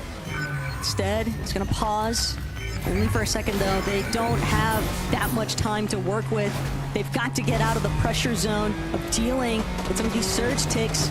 Teams like Malibuca, Walks, Ping, who've done an excellent job at maintaining their surge levels, are full firing into the backside of a Hollow, Noms, Twy, just a step behind the rest. And if it's not Seti, it's going to be the lurking hands of Malibuca's team, just one by one picking off these players that were trying to commit a little bit further back of zone. Veno, Flixi, just narrowly avoiding that focus coming out of Malibuca's team. But Sky and Scroll, they're just trying to see whether or not they can even maintain their footing in the first place. All these teams surrounding them, just trying to see whose floor they can chop out from underneath. Instead, from behind, gotta be really careful here. Don't want to lose your head in the process. And Malibuca, Ping, and Watch lurking, waiting. Sky is so weak, and they want this elimination. They've got to be careful. Shot goes through, though. Sky gets knocked down. Vico Veno Flixi, once again looking healthy. They also have a good amount of materials. They have gotten the refresh they needed as Chino goes down. This is massive for this trio. They need a big game to put themselves back on the leaderboard, and this could be the one. A win would definitely be huge here for Vico's team, but Veno, Flixi, they're just trying to tarp ahead. They're just trying to make sure that they keep their backside closed off as well, because X-Sweeze up above, Pablo Wingo down below. Pablo just trying to see if he can even make his way forward. Killua and Volko have somehow managed to get their hands on the high ground with Cringe, but they are so incredibly low. Can they even maintain it? Wax, being a Malabuka, might want to get involved, but Vico, he's going to be the first one trying to cut out the team from height. The chop is a success. Veno immediately cranking up. Vico right behind him. They take out every player that was in the sky, as now they are controlling the upside of this hill, continuing to shoot down from above. This is exactly what they wanted, and now they are in prime position to close it out. Their main issue, their main competitor is going to be Malabuka, Walks, and Ping. They're going to go for the side rotate. Chug splashes come through, but Vico, Veno, Flixie, they saw the future. They know what they have to do to maintain this high ground. Malabuka gets knocked down. Walks shortly after. The whole trio disintegrated into the mountain as Vico and Flixie now looking to close this off. It's a 3v3, but as Flixie goes down, Tidy falls shortly after. It looks like Veno and Vico just have to take a couple shots and finish this one up. They made it over the mountain base. That's all they had to do. And Jewel will be the last one standing, but not for much longer.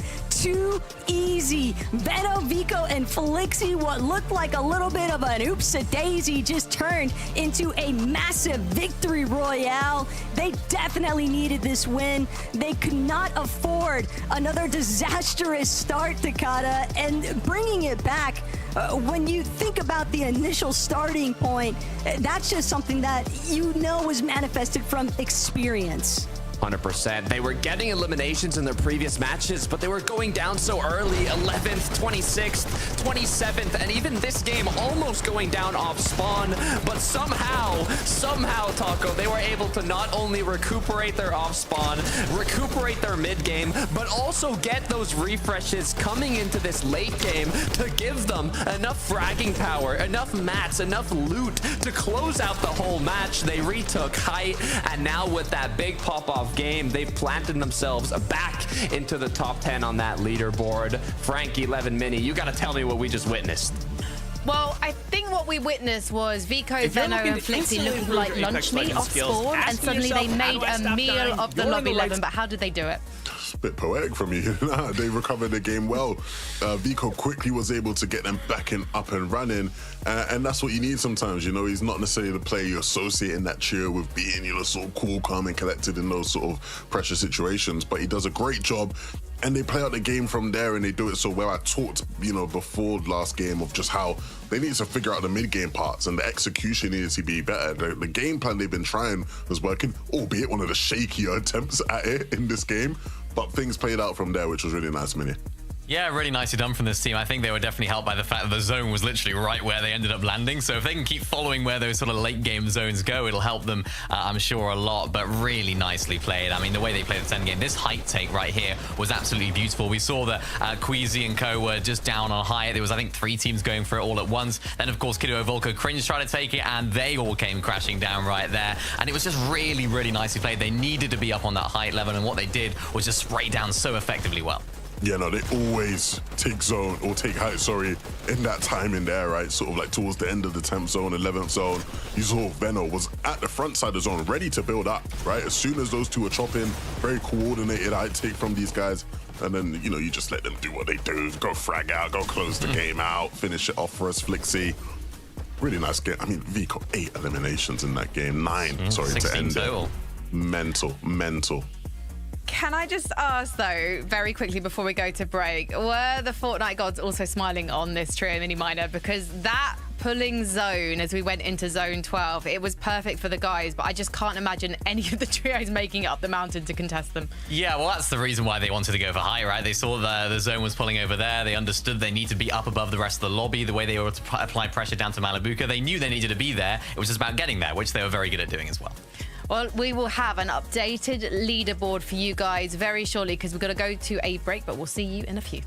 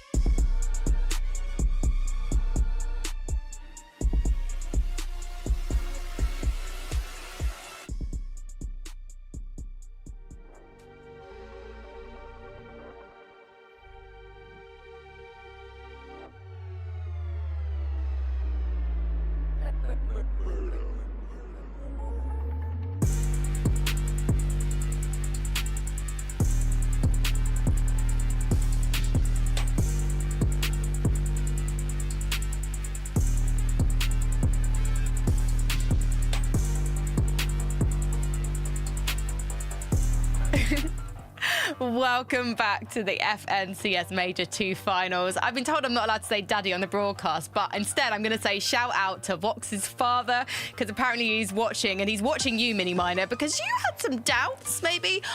Let's not say doubts. You were not giving his son's trio the props they were due, because you were like, oh, they got second, and they only got a 7th one time. I think they got a 6th in that last game, Mini Miner. And we have to say that this trio delivers game after game after game. It was a 4th. It was a 4th, yeah. Don't come after me, Wox's daddy. Yeah, for a little bit of context here, Wox's dad has become an out-of-context Mini Miner clipper and posting it on socials. He's posted me saying that 7th wasn't a good game. Of course, by their high standards, it's not as good, and this game was a very good game as well. They don't have any bad games, as it seems at the moment. They've had another great performance in endgame, 4th place in this game, as you correctly mentioned, Levin, and they're just doing what they do best. Of course, the final few moments weren't quite to be for them. I like the idea that they had Malibuca going up the side of the hill, and look at this, Vico actually took them out from behind. So Wox here was just thinking, all right, we'll just make our way up, and you're thinking, who is this? It's Vico jumping on down. So the pressure that the trio on height were able to apply were great, but it didn't stop them from being in the top spot there. In that moment as well, I was like, oh my god, surely not another 2nd place. And it's funny because had Wox lived like 3 more seconds, it would have been another 2nd place. Like there's so many teams went down just in a matter of seconds. This team though, their consistency has just been relentless.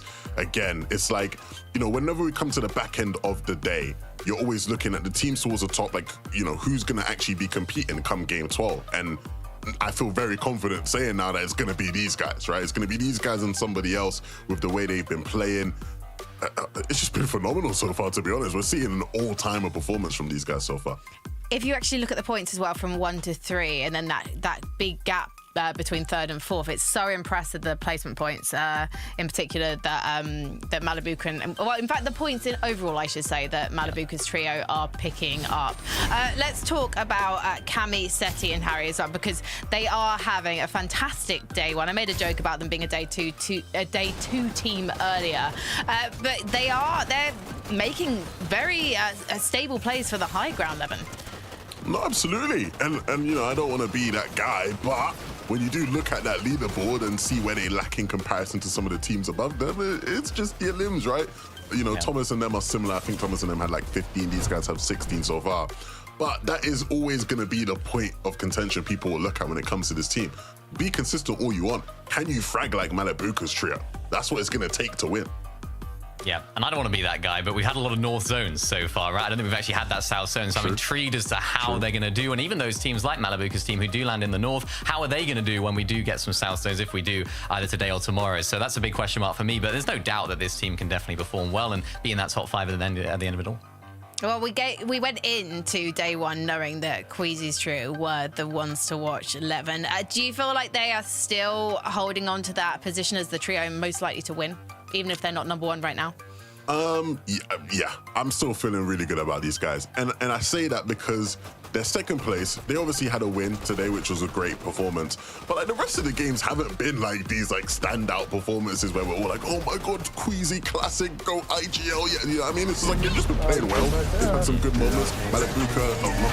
Mustache and Swizzy have come up with some good clutches at times.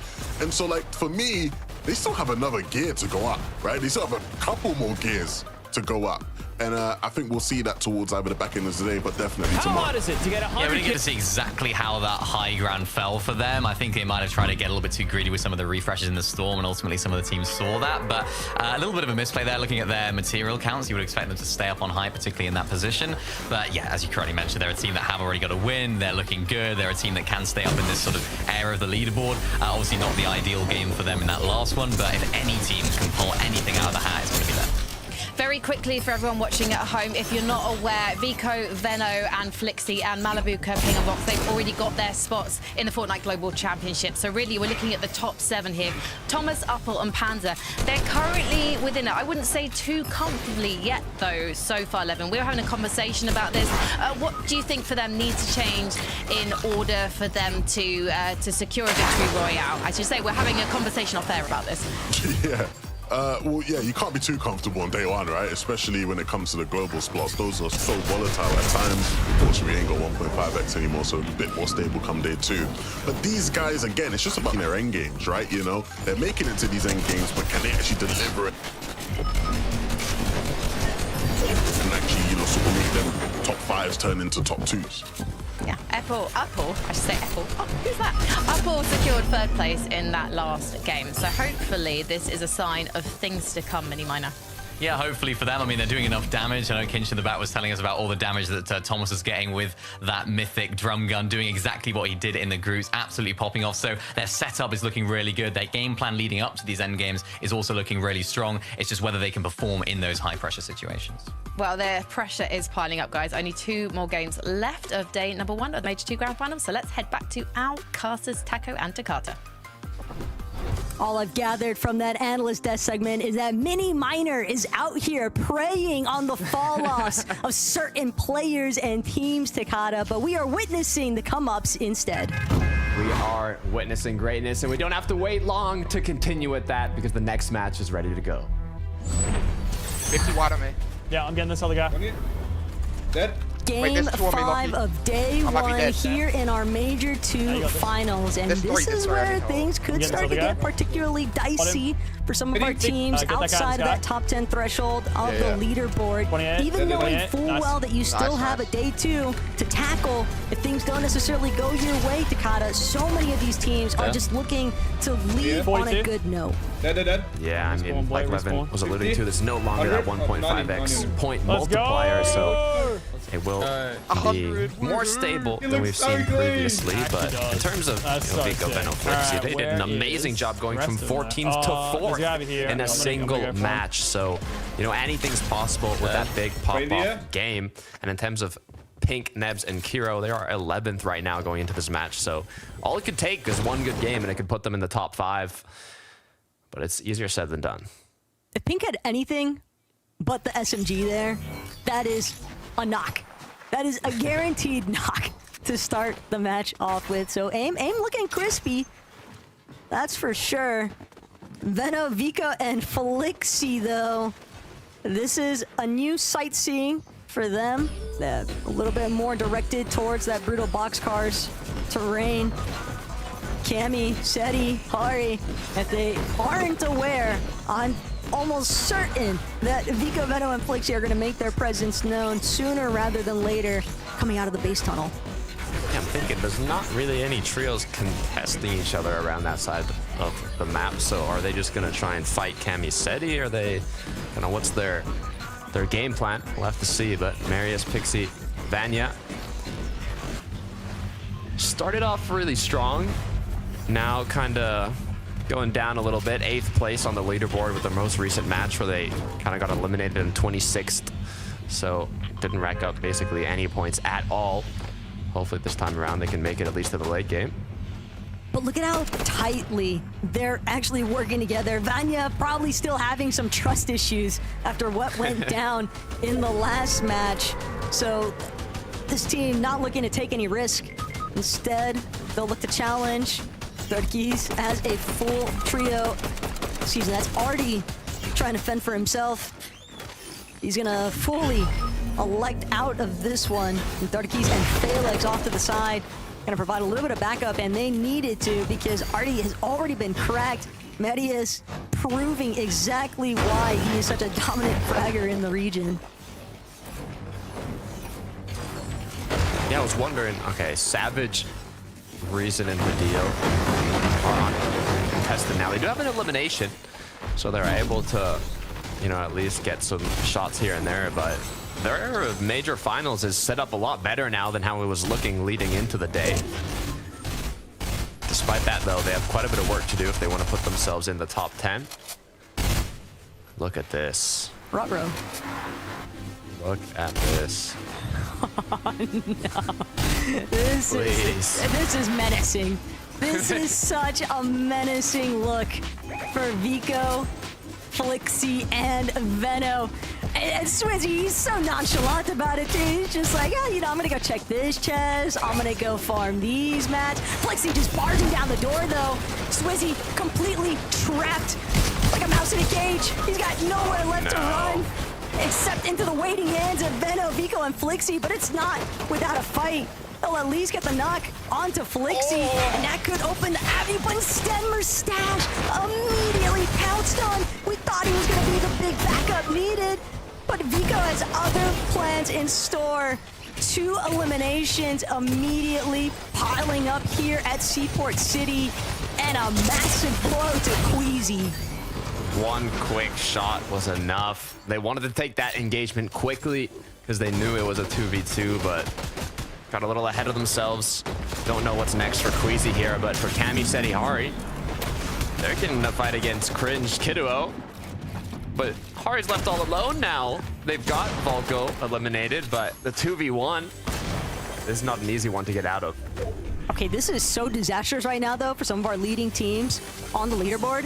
Hari just looking to scurry away. Cringe, Kiduo, they might have other plans in store. Cringe starting to build up, trying to chase him out. He wants this final elimination if he can get it. He might even just opt to cut off the reboot ban, but Kiduo, even with the Mythic Pump, doesn't feel comfortable with fighting Ari outright. Cringe, much healthier. He's gonna leave it up to his teammate to make sure that they can close up this fight, and nearly a comeback moment there for Hardy. But it's just not enough. Cringe and Kiduo will be the survivors, and just going to wait before playing for the reboot, because Cringe recognizes immediately after the fact Wox and Ping just too close in the vicinity. Cringe, he's just gonna, he has to just play next to Kiduo though. The double reboot will at least be faster. I feel so bad though for Volko and what he's about to drop into. Will he be able to make it out? The ramps come through from Cringe, trying to do what he can to help his teammate, but didn't even look at him. He was already on the ground. He almost spawned on his knees, basically in the dirt. As Wox and Ping just continuing to do damage here. They don't have Malabuka close by, so they're not going to take this fight, but hey, they got the knock. It would have been nice to get the points from the Elim, but you take what you can get. No reason to be so greedy early on. It's the third-party risk that is the primary reason why we see Malabuka, Wox, and Ping leaving after finding that initial knock onto Volko. They don't need to overextend. Queasy, meanwhile, sat underneath Shining Span. This is tough scenes.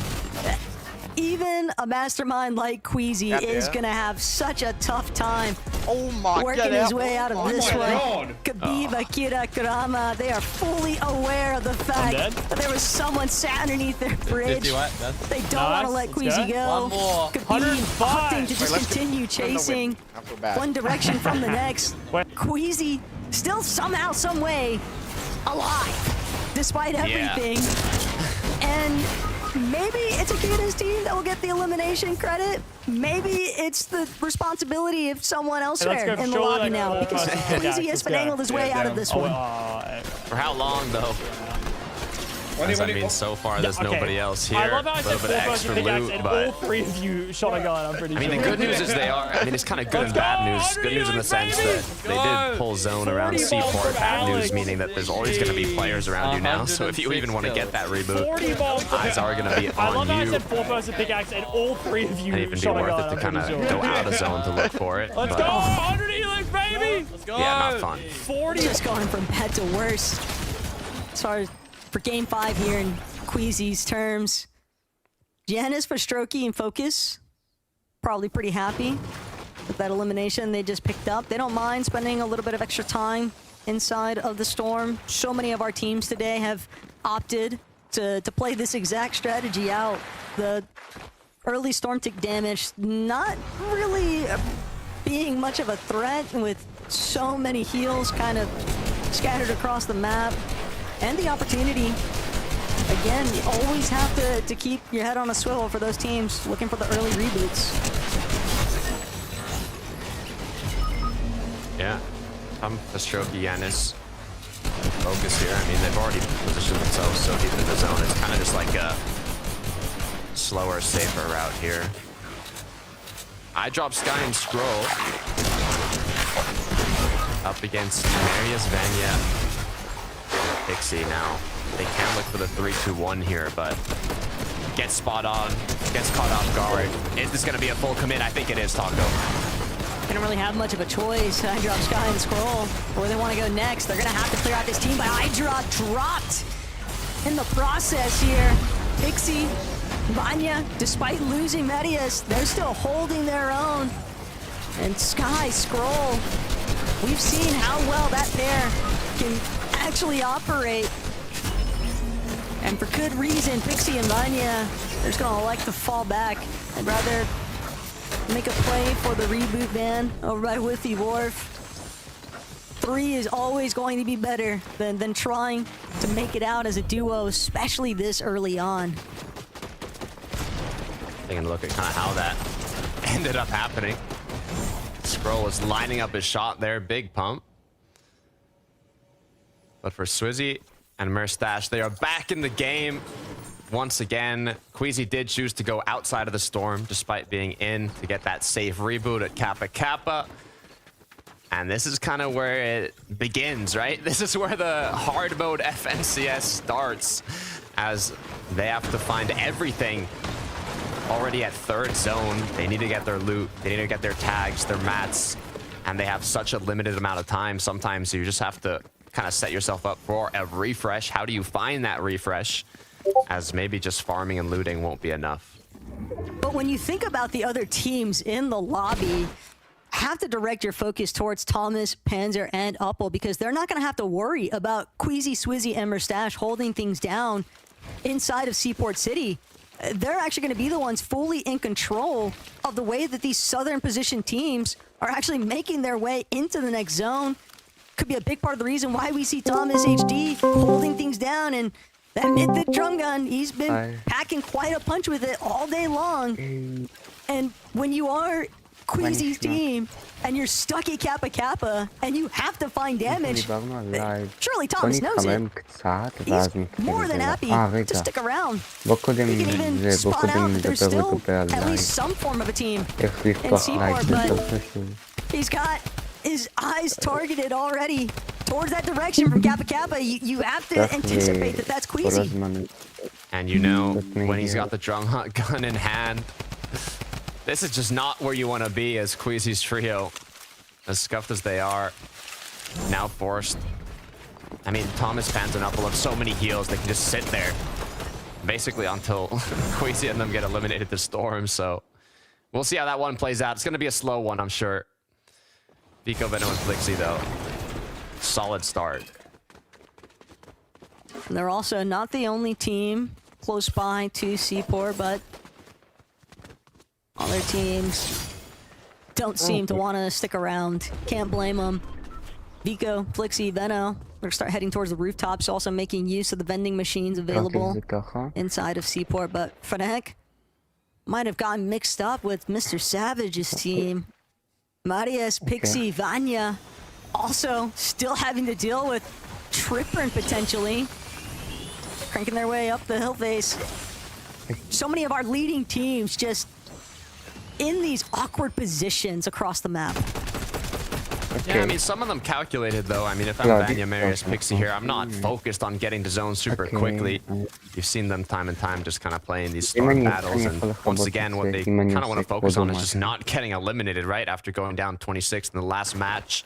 Just kind of want to take shots on the people rotating through, continue to see how these zones play out, continue to wrap around, and, you know, if they get enough damage here, then they should be good by just wrapping around the least congested side of the zone, around side the water on the left side here, but gotta be careful. The tags are coming through. I mean, Vanya almost getting cracked. Just a matter of time. They also just don't want a repeat of what happened in Major 1. They were so close to having that global championship spot fully locked in. And the lights were just too bright in the final hours. But more slots opening up for Major 2 finals. And that's a seat on the battle bus that Vanya, Pixie, and Marius, everyone is expecting them to live up to the hype this season and find that global championship qual. It can put a lot of pressure indirectly, and yet, so far today, they have managed to deliver. Championship Qualls. I want to see Queasy take home a major. I mean, it's been a long time since we've seen Queasy win an FNCS, but you know, odds are in his favor this time around. I think it's been 2 chapters, literally. But they've made it into the zone despite being held by Thomas, Uppel, and Panzer. But now, guess what? You got a whole other trio once again from the start of the game. Vico, Veno, Flixie. Got to be the ones taking shots onto them. They just cannot catch a break, but it's even honestly a miracle that they're still alive at this point. But being 263 below, I think literally their only option is going to be take this fight, and this is not going to be an easy one to win. Look, this is Queasy's backyard, and they've got to try and duke their way out of it. They have to take this fight, though, Takada, because you're right, that 207 below damage threshold, 2-3 eliminations would be a big turnaround for this team, and Merstash trying to get the party started. Queasy, though, he'll be the first to fall. Swizzy right after the fact. Too many optimal angles in favor of Vico's team, and they're just closing in onto Merstash. Nowhere left to run. A clean wipeout at Seaport City, which is going to set up Vico, Veno, and Flixie excellently for the remainder of this match.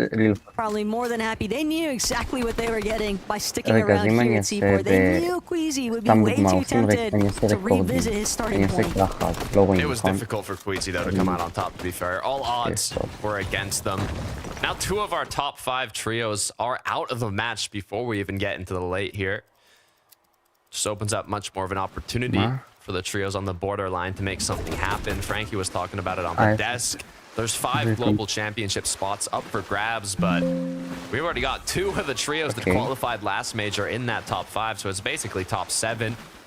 And now's the kind of opportunity to push yourself into that top 7 with a lot of these top trios having gone down so early. As I love the rotate coming through. It's a crazy rotate. You know, and Pablo, yeah. I like it, though.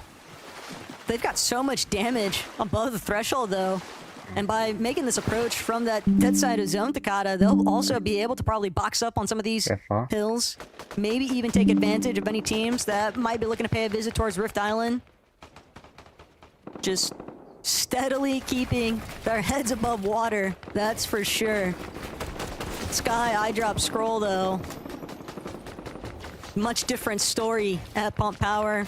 Decent amount of congestion now starting to pool from that western edge of zone. Sky High Drop and Scroll, though, they're just making sure to keep looking back. Ping Walks and Malabuka could be in a world of trouble here on this next rotate. They're getting a little bit sandwiched between Fincheck's team and Sky's. Zara also definitely wishing that they'd gotten a move on a little bit sooner, but it's tough when you got to go cross country for some of these zones. iDrop Sky and Troll cannot afford another game where they go down early. They got 3rd and 4th in the first 2 matches, but 13th and 21st in the most recent. They cannot keep going down before making it to this late game, but Sky's going to be able to pick up some much-needed tags. As we look on over at Marius and Vanya, they've lost Pixie, but in the close quarter combat, back and forth engagements, I mean, they get the damage they need, but Vanya has no shields. They're kind of split up here. Sangeld knocking on the door, wanting some of the action. Now long rotate to go as well. This is not looking too bright for Vanya and Marius. Just the worst kind of neighbors. People that you don't want boxed up next to you. People that are already boxed up above you. Misha trying to get some suppressive fire onto those lower layers, trying to get a little bit of extra damage if possible. Demas, Darm, and Pix, though, they're already making sure to try and scale some of those mountain faces. Good deal, Reason and Mr. Savage, same mentality in mind, but they're just a step behind the rest of this lobby. They might become the focal point if they're not careful. Gonna opt to use, get that gold rush effect from their splashes. This could be a big fight, though, for Vidil's team to clean up on. They recognize that it's Vanya largely leading the charge on this one, trying to get the final knockoff onto Peterbor, who's looking to escape, but Vanya, he just has to keep reloading. He doesn't have any ammunition. At least not for those initial shots. And he does finally get the elimination he was after from the start. It's just so much time expended, and the clock is ticking against him. Marius got the Siphon, but it wasn't enough. It's a long route back in for iDrop, Sky, and Scroll, though it's looking like once again they get taken out. 20th. This is not where they can... They just cannot keep getting eliminated here if they want to hold their position. I mean, third place now, probably bumped out. You only have 2 trios in the top 5 still up. And one of them, Vico, Veno, Flixi, literally clutched themselves back into it in the last match. There's going to be a big shakeup in terms of the leaderboard, depending on how this one plays out. Did catch a glimpse, though, of Panzer, Uppel, and Thomas in a much separate corner for the rest of the zone. All those other teams that are going to start getting caught amongst each other. This could be the prime time to strike. Thomas has so many builds, decent amount of shield to work with. You can almost expect that Panzer and Uppel are in very similar predicaments, and sure enough, kind of just looking for openings. Frenek exposed for a moment, that's all they need. A couple of nice tags in, shields have been cracked, but Uppel doing a great job at making sure that he either follows up with his team or looks down from a separate angle entirely, just to ensure that no one is challenging their current position. Still, at some point, they're going to have to deal with Chicho and Atris up and height. Yeah, if the zone pulls towards them as well, that is going to be a perfect high ground for them to hold, as this next zone is that half in, half out, where half the zone is in the zone, half is out. Vico, Veno, Flixi, though, doing a great job. Continuing to take shots on the trios that have to kind of rotate up the mountain in a sense. So it's doing the damage, doing what you can. But now for these next 10 seconds, it's locking in. Wherever the zone pulls, you got to be ready to act quickly. As now, it's just a matter of time before either Chicho or Chris are very happy or very sad as Savage goes down. Savage fans are definitely depressed witnessing that one. But that's not to say that Midil and Reason couldn't make some magic happen here. Midil was hoping to get the shot. Instead, he had to go for the reload. 61 below. He's just so stressed for time. He'll at least be able to get one layer up, but he can't afford another tick of Surge. And sure enough, shut down before he even really has a chance to begin. Reason will try and play out the last of this Chug Jug, trying to see if he can buy a little bit more placement spots, but it's just not enough. Too much pressure coming in from the underbelly of Demon's Dojo. Vico, Flixi, Veno, they're going to start working their way out from all these pre-existing builds, just breaking through whatever layers they have to. For Doxy, Thomas, both of these teams had elevated themselves prior to all of these blows taking place in those mid and lower layers. And it might be paying off tenfold, at least for Thomas's team. Oh yeah, despite only being 16 above, they are in prime position to find more shots. You can see how many trios are staggered behind. The ones up above are capitalizing on that. Almost 1,000 damage. This is perfect for them, but they have to be ready to continue building forwards depending on where this zone goes. But so far, nobody seems to be contesting it. Sometimes everything just clicks, but Noya definitely aware of the fact that you can never get too comfortable on height. Meanwhile, Thomas just spraying all the teams trying to approach from the backside of zone. And he's done a decent job at taking some chunks out of Pink's HP bar. Might have even caused some serious issues for that trio. But you can't stay fixated on the same spot for too long. You've got to get a move on when it is dealing with hoistering up on these elevated positions. And Noya nearly getting chopped at his demise there. Misha and Yasin now gonna look to play fallback. But the height control is what they're after. It's just dealing with the swarm of teams underneath them. The zone just pulled too far. I don't think they have the mass to continue with that height control. So many trios can contest it now. Vico, Veno, Flixi being one of them, but so far they're focused on getting that damage. They know they can potentially look for it, but they have their priorities straight. Shots coming through to the players down below, looking to see what they can find. Such a difficult zone to hold on above, so Veno drops down. Big crack coming through. They have to regroup. Thomas HD up above still. Akira gets knocked down by Veno. His whole trio without shield, though. They have to regroup and build up that shield again. Cringe, Volko, and Kiruo, they've been making attempts all day long to try and overtake height. And while every previous lobby before has just not worked out, and Volko, he tries to drop. Instead, he gets eliminated for it. Thomas, Uppo, Panzer, now dealing with the former leaders of height. But Thomas, he's getting absolutely pounced upon. Noya's team just dealing so much damage. Misha has fallen. Thomas will get the siphon, but he needs an opportunity to heal, and he won't be able to find it just yet. But another siphon with that elim onto Noya just extends a moment longer.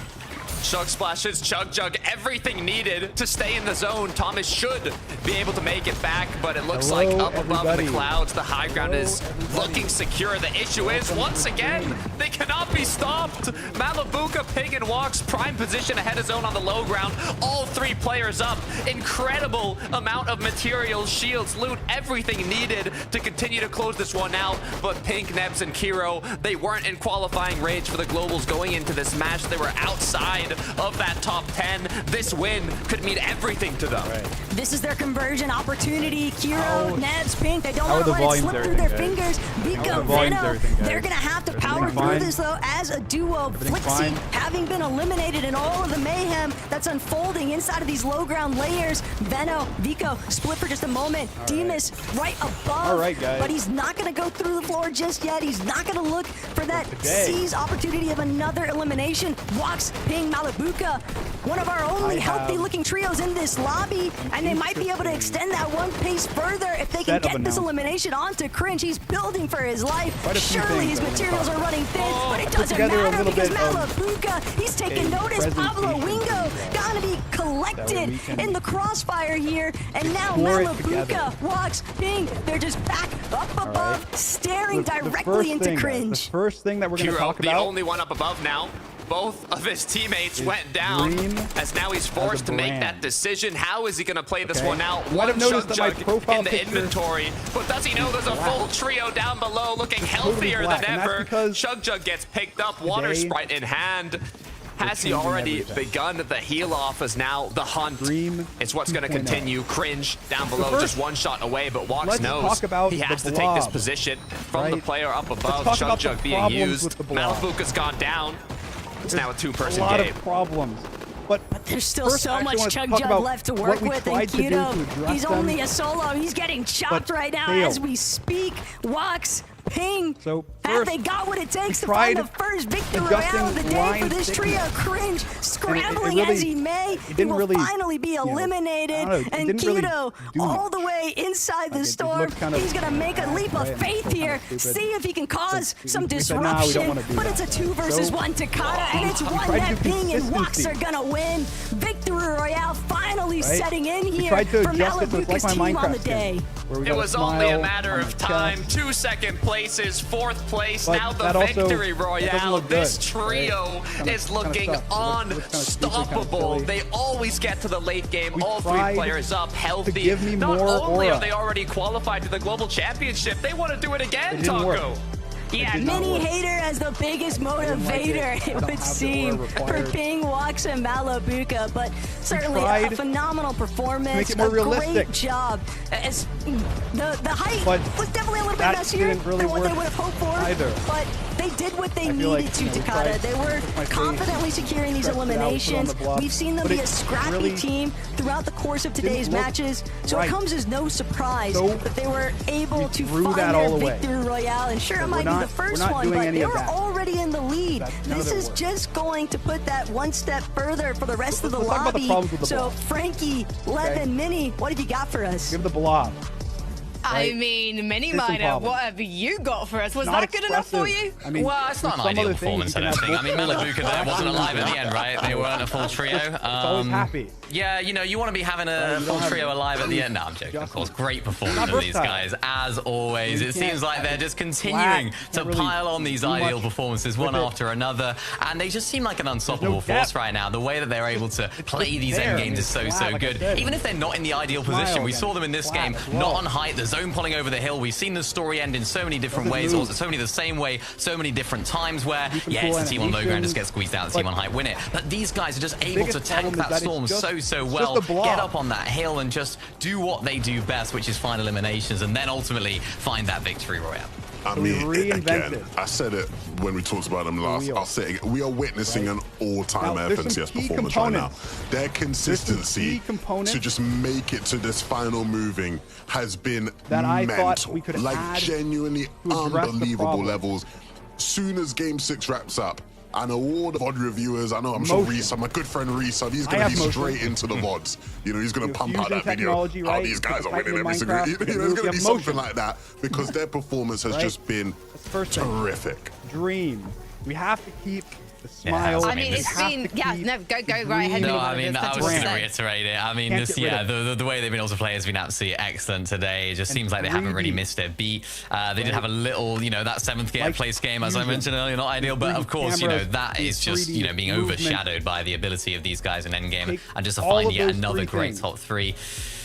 Are they going to be stopped? I mean, you know, the zones have played in their favor so far today, so that's the only asterisk I would put next to it. So, you know, feel free to post that and clip that everywhere. But it's one of those where will they be able to keep it up? I hope so, and I think they can. Can they do it if, say, they get contested? Because Vico, Veno, and Flixi, they haven't beaten Lone Wolf here yet. So, you know, we'll have to wait a few minutes to find out. Because we've got to take a break. When we come back, we'll be breaking down more of the action from Game 4.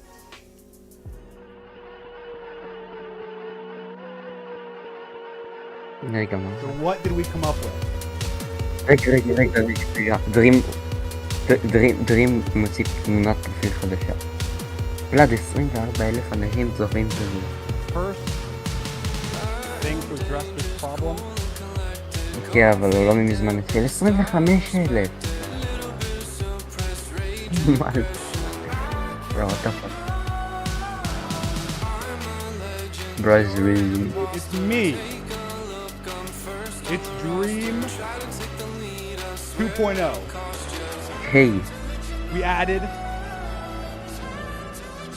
death. So now... אימא'לה, שהוא כבר יראה את התמונה שלו. The side profile. Oh, right? God. We got a side profile and front face. Yeah. So now, I'm a VTuber. גם קודם היה 26,000. אימא'לה זה עולה. Wait.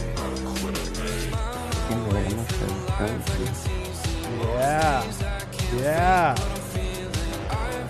But there's still things to talk about, right? We got the Dream rebrand. Because everything that you know. Oh my God, can you just share what is this gonna be? You have the color, right? You guys know this color? My old color. This ugly piss green color.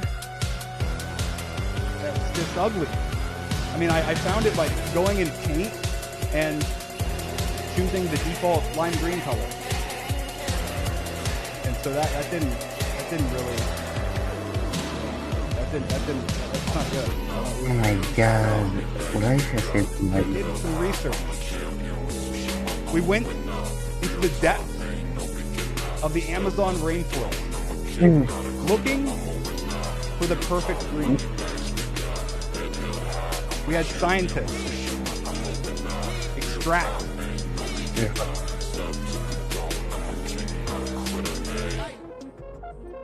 from leaves. Yeah, I never said the next. Is it?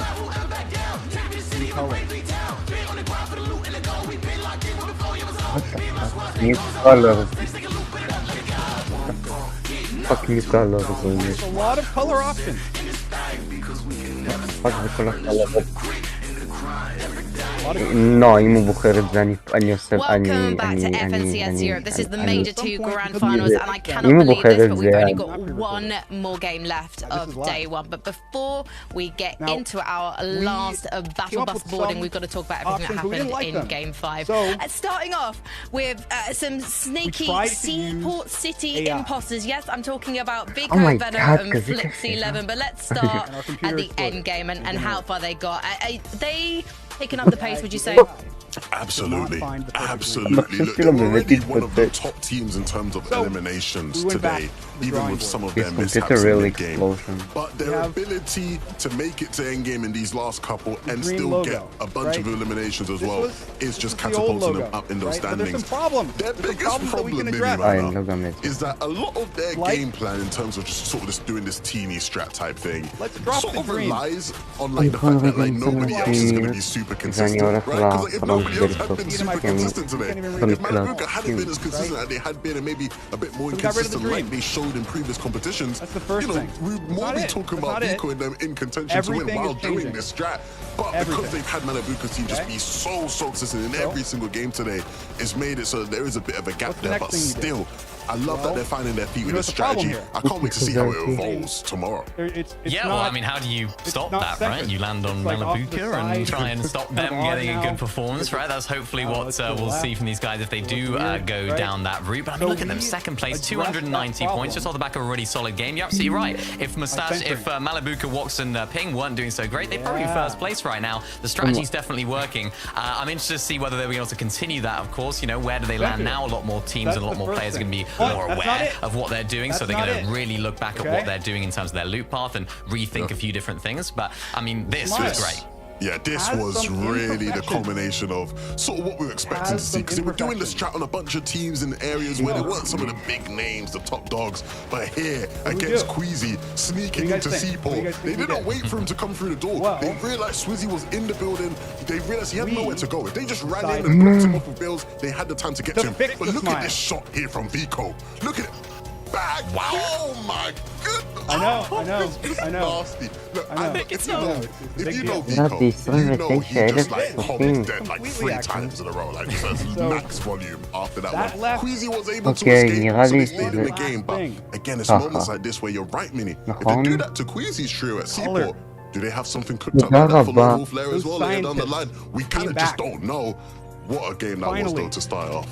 Well, here's the thing. I don't know Yeah, if this is it was the because first the thing zone done, was Liver. in the favour of Seaport, but these guys, they stuck around and then they literally team wiped Queasy's trio Take it, later on in the game, formations, in the mid game. So yeah, I'm just Liver. wondering now, Lamang do Fatma. Vico, Venom, and Flixie look at the Rofe. teams that are above them? And right now it's just Mali's Alo- team, and they Adigrala- go for them. They Adigrala ruin Rofe, their Ani- start of the game, like their early game, I should say. Yeah, I mean, that would be what I would love to see them do, and I'm sure everyone would say the exact same. What a great performance that would be going into day 2, right? If they can just kind of claw back a few of those placements off of Malabuka and then catapult themselves up into first place, or maybe just closer to second there, or closer to first, that would be absolutely fantastic. Now, there is something that's happened every single game, and I'm not happens to be talking about green. Malabuka making it to the end game. It's a new I'm talking colour about that Thomas humans have getting his never Tommy gun, seen the drum gun, before. and then every single game we have seen the observers cut to Thomas, And if you combine all of that- and getting an elimination. This here though, he should never survive here. This I was love it, ridiculous. I He The should new be eliminated here dream every single logo. time. How he lives here is just classic Thomas HD. Oh my Aim's God, insane. you Drum my gun, leg. unbelievable. Thank you. I mean, Thank you. I've loved what I've seen from this team. It's funny because I called We it out last time, changed- Mini. In terms of You my eliminations, like total leg. eliminations You my compared to some of the leg. other top teams, it's like they weren't doing amazingly. Before the last game, it was only like 15. Yeah. But yet you could guarantee that when it comes to damage dealt, they would be top 3, and they were, right? They were third going into the last game damage. The default Thomas is number 1 in damage individually of all the players in the lobby That's so not far. it. There's Just one keep it up, boys. more. It's been so fun to watch. Damage does not guarantee you the victory royale. It does not guarantee you top 5, but can it guarantee nudged them a the spot eyes by in the 2 global pixels. championships? We're going to find out because we are going to go back to our casters, Taco and Takata, 2 for our final pixels. game of day 1. Thank you, W's in the Frankie. Look, chat. you said it yourself. It might not guarantee the win, but if you're able to get into that top 5, top 7, depending how it's playing out, you can get yourself a spot in the Global Championship. Pink and his trio currently in 7th place now, despite being 11th going into the last match. Wow. It's those moments, Taco, that kind of put you in and set you up 1 game is left out to be played out today. We still have another 6 tomorrow, though, so don't worry. But the battle bus is ready, so let's get into the last match of the day. And one of the primary differentiating factors, though, for our teams that are in first and second of the leaderboard, Takada, is their elimination count. Malibuca and Veno's trio have just been on a tear all throughout these matches here today, and it's crazy when you really boil it all down, because a team like Veno's that hasn't even been as consistent as Malibuca's in terms of placement, and yet they are still matching each other so steadily with their elim count. It is making it very difficult for some other teams to try and play catch up or even just stay close in the first place. Outlaw Oasis is maybe going to get popping pretty soon there with Ziandi and Finchek. Vico trying to get the party started though. Onto Twy, out of Hollow, looking directly at Flixie, but Vico pays the price. Veno now trying to get the turnaround. Veno with the left side peek though. It's not where he wanted to be, and they're gone from the lobby. Day 1 conclusion. And our second place team is down and out for the count. Malibuca walks in, ping. The ball is in your court. This is what Levin was talking about. Vico, Veno, Flixie, they can get those 18 elim, those 11 elim endgames, even wins. But when they have that risky early game, when they can go down in 26, 27th, and now the first trio to go down, basically, those 0-point matches, it's gonna make it too difficult to keep up with a trio like Ping, Malibuca, and Walks that literally their worst placement is 7th. And not only that, now looking at Marius and Vanya too with a quick 3-piece. It flooded, being surprise conned. I don't know, Taco. This is gonna be interesting going into day 2. A lot of preparation is gonna be happening for Vico, Veno, and Flixie. They have to decide what their main goal is, right? Does Veno want to continue with what he said about going 4 for 4, all 3 majors and global champs? If that's the case, they gotta find a way to stop Malibuca, or do they just want to claim the best placement possible? I'm just not over the fact that it's Apollo, Noms, and Twy for back-to-back matches now that have been such a nuisance towards Veno's team. Everybody thought it was going to be Savage, Abdil, and Reason who would have to worry about that trio. Instead, it's seemingly Veno's issue to deal with. But looking into day 2, we've got to close up day 1. First and foremost is iDrop. He's got to provide a little bit of support here now. 4 scroll. Sky, iDrop, hoping to get the double revive. Ziandi barging through on the other side of the wall, but iDrop with an outside shot. He's going to force Ziandi to back up step or 2. And Ziandi, he was hoping to get away. Could be looking to be knocked. iDrop can't find the final closing shots. Sky still on the chase though. He wants this pursuit of Ziandi. I'm sure he could find it too. Now, the shot comes through. Ziandi goes down. He just looked at him, didn't even take a shot back. He's like, all right. I really thought he was more covered. It's just the way that Sky made that approach. I feel for Ziandi in that kind of position. Unfortunate. No, it's okay though. iDrop, Sky, and Scroll have been slowly dropping down. I mean, they were leading the pack with the 3rd and 4th place in the start of the day, but they haven't broken top 10 since then. 21st, 13th, 21st again. So hopefully they can kind of figure out this issue in the later part of the mid games. But so far it's looking like it's starting out quite strong. And you know, the good news is that Vico, Veno, and Flixie aren't here to catch Swizzy off guard like in the last match, so they can continue playing their kind of, you know, uncontested route here at Seaport. And hopefully I'd like to see Queasy get a big game here to kind of bridge that gap right now that's from 3rd to 2nd and 1st place. One big game from them would be enough to do so. That's okay, It's just such a bittersweet outcome though, because Veno's team caused so many issues. And we'll continue that in a moment. Got to see what happens first with iDrop as he takes out Ju. Waiting whether or not Finchek has managed to actually escape the vicinity is a totally different conversation. It does appear as though he's made it out. Maybe he'll be able to go for the reboot and bring Ju and Ziandi back into this one, but I drop Sky Scroll. They seem adamant to try and chase out that solo. Ivan not in the best of situations here. What, half HP, no shields. Cade, on the other hand, looking a bit healthier over at Kappa Kappa. Oof. I'm scared. I mean, they need a bigger performance here at Takada and Cade.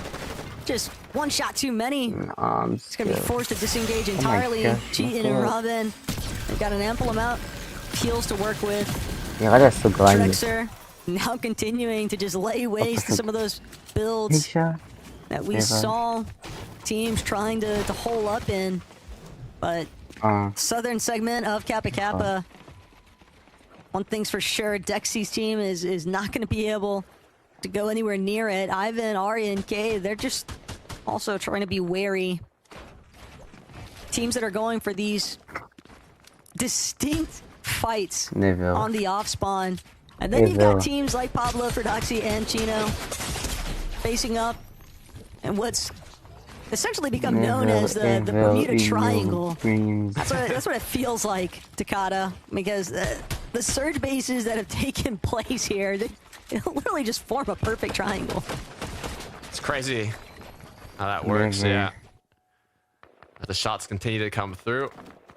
They'll be peaceful for now, though. I mean, they're just going to continue doing the damage that they're looking for. Malabuk in a similar situation. No worries, though, to kind of fight. You can see behind Walks, you saw all the loot they have stacked up. What's so interesting about Walks, though, is he has the most assists in the matches today at 44. And the player leading behind him is Malabuka with 30, and then Ping with 29. I mean, it just shows how well this trio has been playing together. They're always up. They're always helping each other. And they're literally the last trio standing in basically all of these games, fighting it out in those final moments. So, you know, the consistency is deserved by how well this trio has been performing. But to get to that point, you know, you have to have solid early games. You have to have solid mid games. And they've done that every single match. Hey, Malabuka did say 0 ping diff a while back. The moment that we knew that trio was headed to boot camp together in Germany. And when you're leading the lobby by 100 points and then some for day one, it definitely distinguishes, you know, just what kind of impact they've sort of had today as a team. That chemistry really starting to flow amongst them. Other teams, though, still looking to try and overtake at least each other on the leaderboard. Second place especially, potentially being up for grabs since Veno's team was eliminated so early on. And a team like Sky Scroll, iDrop, they definitely want to be included in that conversation, but it's not going to be an easy mission. Just because you say it out loud, that doesn't exactly put the you know, the play.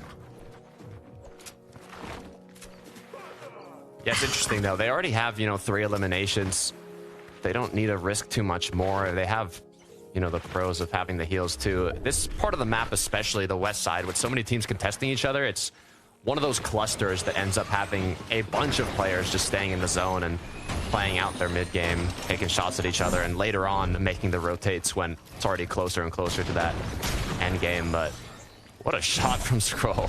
Close that one out. Just being Storm Warriors, essentially. You can find those early eliminations, but those late game transitions have proven to be a constant stopping point for that team. And it's something that Marius, Vanya, and Pixie are also trying to make sure that they can overcome. Moneymaker, Fade9 here at Canyon Crossing. Seems like they're trying to hunt out Mr. Savage, but Mr. Savage instead, a little bit of a bite back here. Does seem as if the deal had already been claimed earlier on, but Savage just continuing to refuse to give up his current position. He's gonna force Moneymaker and Faded to try and tackle him at the same time, but still manages to just squeeze his way out. They have to worry about other teams in the distance though, and Fnatic maybe even hearing some of that commotion taking place. Moneymaker Faded. They want to get out of Canyon Crossing, but there are just so many teams in front of them looking to do the same thing.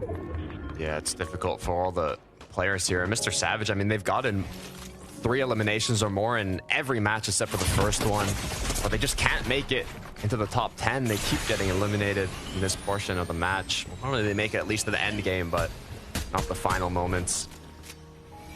Just so difficult to even make it to zone with the way this season's being played out. Like, if you do want to continue with the rotate and you're done kind of with the storm back and forths, it can be difficult with the amount of trios that just kind of waiting for you to rotate on through. That's the thing about these finals lobbies. You know who you're competing against throughout all 12 matches. You know at least a general idea of where they're going to drop and how they tend to rotate. So you can really base the playstyle around not only how the matches play out throughout the day, but also how they've previously played out. Kind of stop these rotates, look in the feed, depending on who gets eliminated, who gets knocked. You can base your playstyle around that. Scavi, though, look like they're going to bring Teeny back in. Hard-fought victory, finding the knock, and then clean elimination onto Volko. Cringe didn't get to actually finish that elimination. So, well played to Teeny's trio to bring him back into the action, but just looking at where the zone is pulling towards Takata, this is full benefits for Malibuca, Ping, and Wox. They're kind of just waiting for these teams from that southwest section. As they trickle through, you know that they're going to be a little bit more beat up than some of these other teams that might have already been based towards that northern position. And Sky, iDrop, Scroll, they seem to be doing a lot of elimination clearing, but it's not necessarily putting themselves into a position where they can confidently try to just charge through that mid-map territory. They know that there are teams like Malibu, Ping, and Wox just controlling too much of the flow of the lobby. That's the pros of having that many heals, though. And, you know, Storm only taking 1 damage per second here. They can make that decision to wrap all the way around despite it taking longer, and then not have to have the risk of, you know, the trios that are already based up kind of looking back. Malibuca, Ping, Wox at Floodgate. I mean, they're looking all right, but zone is pulling a bit more east than some of the previous matches. Vico and them in contention to win. This also isn't anything like what we saw throughout the group stages, right? When it came down to that final lobby, we saw teams just kind of ripping through each other. They were just trying to start and finish fights as quickly as they could. And yet, because teams know there's still a whole 6 matches to work through in day 2, there's no point multiplier to deal with either. We don't want to cut ourselves short in day 1. It's made it so there is a bit of a gap there, but part of the reason why we see teams still trying to be as calculated as ever. Vico and them in contention to win while doing this strat. But because they've had Malibuca team just be so consistent in every single game today, no it's matter made it so what, there all is the a bit of extra a gap there, aggression, but it is still being played I out. love that they're finding their feet with this strat. Vico and them in contention to win while doing this. Nice little rotate through Malibuca's builds. They don't want to fully follow though, as they will be able to look back at them. Ooh. I mean, you send shots forward and you're not in zone. It's only a matter of time before somebody else decides to shoot back, right? So Riley just taking advantage of the situation. Podesai gave away his team's position, but Xweez getting straight to the punch here. Noah Riley has to immediately retreat to TrueLex's surge base, find a little safety net with the rest of his trio, but that leaves Malibuca, Ping, and Wox to just continue their rotation undisturbed, because now TrueLex's team, they're staring down at Podesai's. Emi said Ihari. They got that VR, but it's kind of been a downward hill or slide from them since 12th to 32nd. Hopefully this time around they can figure something out. I like how kind of looted up, kitted up they are. They play this one out. They're going to quickly choose to rotate the zone. Didn't really pull towards them. Even when you find a Victory Royale in a major finals, ooh, Seti definitely in some trouble. Saw his shields get cracked there. But it's difficult to retrace your steps and to consistently create those winning positions, especially when you're just at the mercy of the way that the zones are going to be pulling. And while a lot of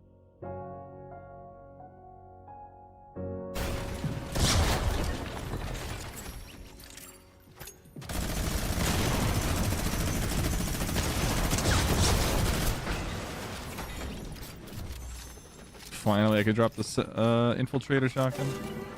Biggest piece of crap ever.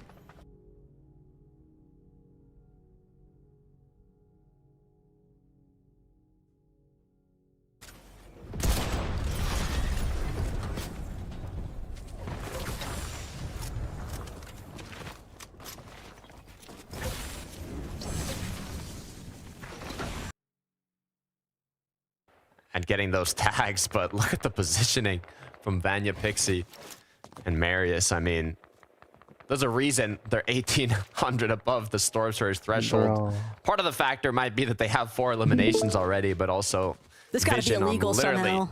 the whole lobby. Can't even be chopped down, really. So this is, I mean, if they end up pulling zone here, 8th zone, that is going to be disgusting. It's messed up. I'll call some how I see some. None of you are a fan, though, of Vanya's team. Khabib, Kurama, Akira, and nice elimination there for Werix, though. But Twy, that's a solo all the way back. That's what Akira's team is waiting on. And Twy knows better than to try and actually charge straight through. He wants to at least try and play for a couple of eliminations, and yeah, just to look back on what went wrong. Just a team lurking at the bird. And nothing's ever guaranteed in a finals lobby. 6th zone. If this was 7th zone, and I was Vanya here, just on the borderline, you know, building metal in, could be the method here with that chance to pull back, but there's less odds for it to fully pull back to them being 6th, so didn't quite get the perfect RNG. Pink Nevs and Kiro, though, doing what they can to kind of minimize their risks, put themselves up in a good position here. Good odds for eventually pulling those later zones. Right beside Queasy, though, kind of a bit of a risky place to be, but all their focus is now is getting those shots on the players that have to rotate in. Luckily enough as well for all the ones that were at Seaport, they don't have to move very far at all. Pink's team is low-key kind of cut off Queasy, so they're not going to be able to actually rotate in without having to deal with Pink's trio, I would imagine. Play Minecraft. And that could be a huge benefit for somebody like Malabuka, who's already taken notice of where Pink's team is based up and just applying some continuous tags, ping and blocks. Also trying to take up separate lines of sight. They're in a very nice position, and the congestion that's built up elsewhere, that's going to be something that Thomas, Uppel, and Panzer have to deal with. They're chilling now, though. It's kind of just a matter of time. They're waiting to see in these 7 seconds where the zone is going to end up. The good thing is to have ideas of, you know, if it goes here, I can do this. If it goes there, I can do this. Kind of always being prepared.